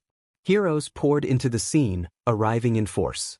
Ida Tenya announced his return with the others who could come. Shigaraki recoiled, his teeth gritted, and was slowly consumed by mist as he vowed that next time he would succeed. All Might could not move any further. His time had run out and the effort to hold his form had reached its limit. His voice trembled as he addressed the child as young Tenko, and with the children safe and the heroes present he realized that the child was connected to his past. He struggled with the sense of failure. "I want to go home." Those were the first thoughts that rang in Kira's mind when her eyes opened. She moved her hands and found her body unharmed. She lay staring at the ceiling, searching for answers. The room looked like part of an infirmary. Another bed sat empty and a window showed the sky near sunset. She thought it was time to go home. She sat up, hands braced at her sides, and bowed her head as tears welled. Tenko's face flashed in her mind. She imagined a portal home. When she looked at her hand, a small dot of light materialized and began to grow. A sharp pain pulsed through her chest and her heartbeat thundered. A voice suggested she should not use her quirk for a while, warning that it might not be safe for her health. Keira struggled to breathe, carving out the effort to stay steady as the portal wavered. She caught a glimpse behind the light, the bed, the posters, her room. She forced herself to hold back tears, then lunged for the portal. She passed through and landed on the bed on the other side with a yelp. She sat up and took a breath, processing what she had just seen. There really was her room. She could go back. A laugh escaped her as she turned, breath heavy. She raised her hand slowly, imagining the portal again. Her hand glitched and she gritted her teeth against a sharp ache in her chest. Keira muttered to herself that it was fine and that she could go back. Sweat beaded on her forehead, but she told herself it didn't matter. She could return to where she belonged and this would all be a dream. A small dot appeared in the air in front of her and widened into a portal. She urged it to grow, clutching her chest as her breathing became louder. Her hand twitched with the glitching, but she kept telling herself she was going home now. The sensation spread from her hand up her arm. Her eyes widened and her breathing quickened as she tried to steady herself, sensing that the portal was not responding and worrying about how her body was reacting. Fear snapped her back into awareness of the physical effects. She hesitated, closed her hand, and dropped it to her side. The portal fizzled out immediately and the glitching subsided until her arm returned to normal. She let out a long breath. Her head snapped up at the sound of the door opening, and she blinked as she processed the figure in the doorway. She faltered, suddenly aware that the principal resembled a small animal she had only seen in the anime. Nizu noted that he could read her thoughts on her face, joked about whether she perceived him as a mouse, a dog, or a bear, and introduced himself as the principal as he entered the room. Seeing him in person was different from the show, and she felt the strangeness of the moment. Nizu approached her bed and asked how she was, commenting that it must have been frightening to encounter villains. He hopped lightly onto the bed, his small movements propelling him into a comfortable seat facing her, and reassured her that things were under control. Keira kept her lips pursed before offering a polite smile. Nizu explained that the villains had an advantage because one of their members possessed a rare teleportation quirk, and he pointed out that they were fortunate to have a student with a similar ability among them. He expressed interest in learning more about her quirk but emphasized that her recovery, both physical and mental, was the immediate priority. He mentioned that there might be things they would need her help with in the future, but assured her that they would not compromise her safety and that they could coordinate with her parents. For now, she was to focus on recuperating and ask for help if she needed it. Keira thanked the principal and tried to steady her twitching legs. Nizu then asked why she had been in the USJ at that time, noting that she belonged to the general department and those students were supposed to be in the main building. The question carried a cooler edge, and Keira felt the familiar awkwardness of being caught. She admitted that she had wanted to see the hero classes and had intended the visit as something like a field trip because she wanted to transfer. Nizu accepted her explanation with a light smile and dismissed the tension. He told her to rest and promised that the next time they spoke he would have tea and crackers ready. Before she could respond, he hopped off the bed, offered one more slight smile that revealed little, and slid the door shut behind him. Keira exhaled slowly, thinking that even an unlimited supply of crackers and tea would not make her want another session like that. The day that followed was peaceful and bright. UA prepared for the upcoming sports festival, one of the school's largest annual events, but the mood among the staff was tense as they planned security measures after the USJ villain attack. Teachers gathered around the meeting table and listened to Nizu. Though his species remained a mystery to many, they trusted his intelligence and guidance. Nizu called on Aizawa to speak. Aizawa stood, his face mostly bandaged except for slits for his eyes and mouth, and reported that 2 days before the incident the cameras in the teacher's area had stopped working at the same time an alarm had sounded. He explained that it was difficult to treat the coincidence as accidental and, given the teleportation quirk involved, They had reason to believe the villains had used that window to infiltrate and obtain the class schedule, knowing that Class A would be training in the USJ zone. Nizu acknowledged the report, and Aizawa sat down. Nizu continued by saying that All Might had also reported a student with a teleportation quirk who, upon investigation, appeared to be from the General Department Nishimura Keira. All Might's hand twitched as he opened a folder and examined the student's file, noting the photograph of a blonde-haired, blue-eyed student that bore no resemblance to the girl in the room. He let out a small, disappointed sigh and then refocused on Nizu. Nizu restated that the student had snuck in to watch the training and had expressed a desire to join the hero department. He emphasized that a teleportation quirk was rare and potentially useful against the new League of Villains, but that their motives remained unclear. The immediate priority, he said, was to ensure student safety, especially with the sports festival approaching. The other teachers nodded in agreement. After discussing the festival plans, the meeting broke up and the teachers began to leave. Nizu asked Aizawa to keep an eye on Nishimura Keira as the others filtered out of the room. Aizawa turned to Nizu, accepting the request as they departed. The principal admitted that, though he hated suspecting students, her timing was too coincidental. If she showed potential during the sports festival, she could join the hero course, but they could not disregard the fact that 2 teleportation quirks had appeared at the same time, one from the villains and one from a student. The other teacher agreed. In class, the teacher began a lecture about quirks and their origins. Keira nearly let her head slip onto the desk. She supported it with one hand and let out a quiet breath, reminding herself that there were only 2 more days until she was free. If not for Nizu's visit, she would have skipped class entirely. Her priority now was getting home. The teacher's voice droned on and Keira blinked to appear focused. When the teacher shifted to quirk theory, Keira straightened and paid closer attention, hoping it might help with the portal problem she had been dealing with. The teacher explained that quirks had not always existed and that now most of society possessed some form of quirk. He emphasized that they would focus on understanding quirks and how each student could redirect them to benefit society, which made sense for the general department. He described quirks as generally genetic and comparable to inherited traits, and he outlined how quirks drew on the body's energy and were limited by physical strength and the quirk's output potential. Keira fidgeted with a pen and recalled the doctor's diagnosis that her quirk was unstable. She pushed her textbook aside and reached for her journal, jotting down notes and sketching a figure with a head mask labeled AFO, then an arrow to quirk factors and physical abilities. Her hand trembled as she thought the man must have done something then, and she tried to steady herself before deciding to ask the doctor more after class. She glanced at the clock and counted the remaining 20 minutes. The sudden arrival of a booming voice made Keira start so violently that her pen flew.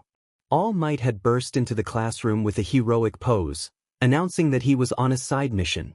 The teacher and most of the students brightened at his presence. Keira hunched down and hoped he would not notice her.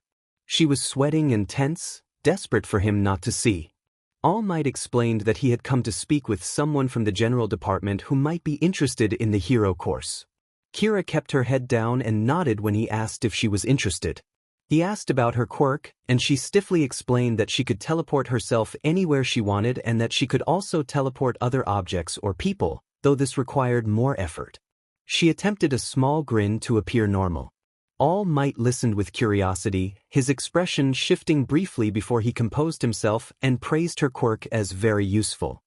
He asked if she was all right when he noticed her strained expression, and she managed another nod. They walked together through the quiet UA hallways toward the principal's office. All Might cautioned her not to throw herself into danger and advised her to use her teleportation to bring herself or others to safety. Keira stood frozen for a moment under his hand on her shoulder, then closed her mouth and nodded again as he stepped back and knocked on the door. He then left, and Keira watched his retreating figure, raising her hand almost instinctively before lowering it. She entered the principal's office. Nizu looked up and rose from his chair to greet her, gesturing toward the sofa and taking the seat opposite. Keira sat down. All Might had dropped her at the door before leaving. She thought they could continue their conversation from last time and looked at the plates and teacups on the table. The principal smiled and mentioned that he had prepared some crackers and tea. All Might reached the office and reverted to his thin civilian form, sighing as he acknowledged that this was his limit for the day. He heard the phone announcement and brightened at the prospect of good news before answering. On the line, All Might asked Detective Tsukachi if there was any news. Detective Tsukachi replied that there were no leads regarding her whereabouts yet, and added that she was no longer in Tokyo. The last place she had been spotted was entering a hotel in Mizudafu. All Might straightened, his hand tightening on the table at the thought that she might be close. Detective Tsukachi reported something strange. Their team had reviewed the hotel cameras, but she had not been seen leaving. All Might's eyebrows knit as he suggested her face might have been hidden. Detective Tsukachi countered that the cameras clearly captured those who left in the days afterward, and most had different appearances, ages, or genders. He said he would send the hotel's name. All Might's eyes grew determined and his grip on the desk loosened as the thought took hold that he might have found her. He thanked Detective Tsukachi. At the end of the day, Keira sighed and looked up at the building, thinking she had made it and hoping it was the right decision. She had expected the meeting with Nizu, which was why she had chosen teleportation as her quirk, but doubts still crowded her mind. For now she needed to finish this. She breathed, let her hair return to black and her eyes to gray, and climbed the stairs before opening the door. She found him at his desk, his hair green streaked with yellow, bent-over forms and not yet looking up. Kira's lips quirked as she glanced at the All Might tapestry and the full-size figure in the office, and her heart calmed a little. She teased that he had not made a single visit in all those years. His pen halted and his eyes widened. She stepped forward and urged greeting to Night Eye. He looked up, surprise giving way to recognition as he took in her appearance. Even with longer hair and more mature features, Shane Keira still looked almost the same, and memories from 18 years ago surfaced, forcing him to suppress a grimace. He noted that she did not look that different. Shane. 18 years. Yagi Tashinori had kept a routine for a while. He had moved to Mizudafu to teach at UA. Now that he had cut back on hero work, he had time for other things. Wake up, morning run, saving people, another walk, a moment of quiet wondering why he was still alive, then saving more people and going home. That routine changed when he found Midoriya Izuku. He leaned back in his office chair at UA and sighed. An itch made his hand go to his side where the sign of the end of his hero days rested, the last memento from. The itch stopped after a few seconds and he turned back to his laptop. 18 years. The thought kept repeating in her head. Keira focused on taking deep breaths. The earlier panic attack had eased, but her mind kept returning to the same words. She lay facing the ceiling, breath going erratic, calming, then erratic again. She felt another panic attack on the verge and could barely move. No wonder. She had been asleep for so long. She closed her eyes and let her hands rest over them as a memory surfaced. He had looked at her, confused, and asked if she had ever been to Tokyo Disneyland before. He shook his head and a dark look crossed his face. She cursed herself for bringing up what might be a painful memory. He called to her affectionately, and when his eyes returned to her they were somber. He suggested they make lots of lovely memories together, and his eyes widened as tears threatened. He grinned and held up his pinky to promise. She blinked, then linked her smaller pinky with his. He promised that from now on, no matter what the past had been, they would make the happiest memories, and she watched tears glisten in the dark as his pinky tightened around hers. He nodded with a depth of feeling she had never seen before. He answered her with a small, wholehearted agreement. Then the questions and the pain rushed back. Know why? Tears streamed down her face. Her thoughts repeated why until they blurred. It felt only fair, she thought bitterly. He had taken something she believed should have been hers, and now she would take it back. Of course he had to appear. She had disrupted the plans of the villain mastermind in that world. Her teeth gritted as anger and desperate tears flooded her. How could she have been so carefree? She had gone out, cared for the child, and forgotten that this was all a story. She should be going home. Now that Tenko and All Might were not there and everyone was still at the beginning of the story, that was enough playing hero. She had let herself play the hero role for a while. The thought made her nauseated. Her hands shook as she pressed them to her wet face. Her chest ached with emptiness that anger tried to fill. This is my fault, she told herself. My mistake. She admitted it and let the tears fall. This was enough. She did what she could, then began to dismantle everything with her own hands. The message she left was clear. It was foolish to try to change a story bound to happen. She should have tried harder to go home instead of starting a family with the #1 hero while a child might be pulled toward a darker path. The image of him materialized in her mind. He had looked at her with scared, questioning eyes, and that look cut through her false anger. She could not hold onto the bitterness completely. The thought that the child might be destined for villainy hurt her more than she expected. More sobs escaped. She closed her eyes, sniffled, and apologized to Tenko in her head over and over before forcing herself to sleep, hoping it would all be a nightmare when she woke. Later, she sat down smiling at him and told him that he did not either.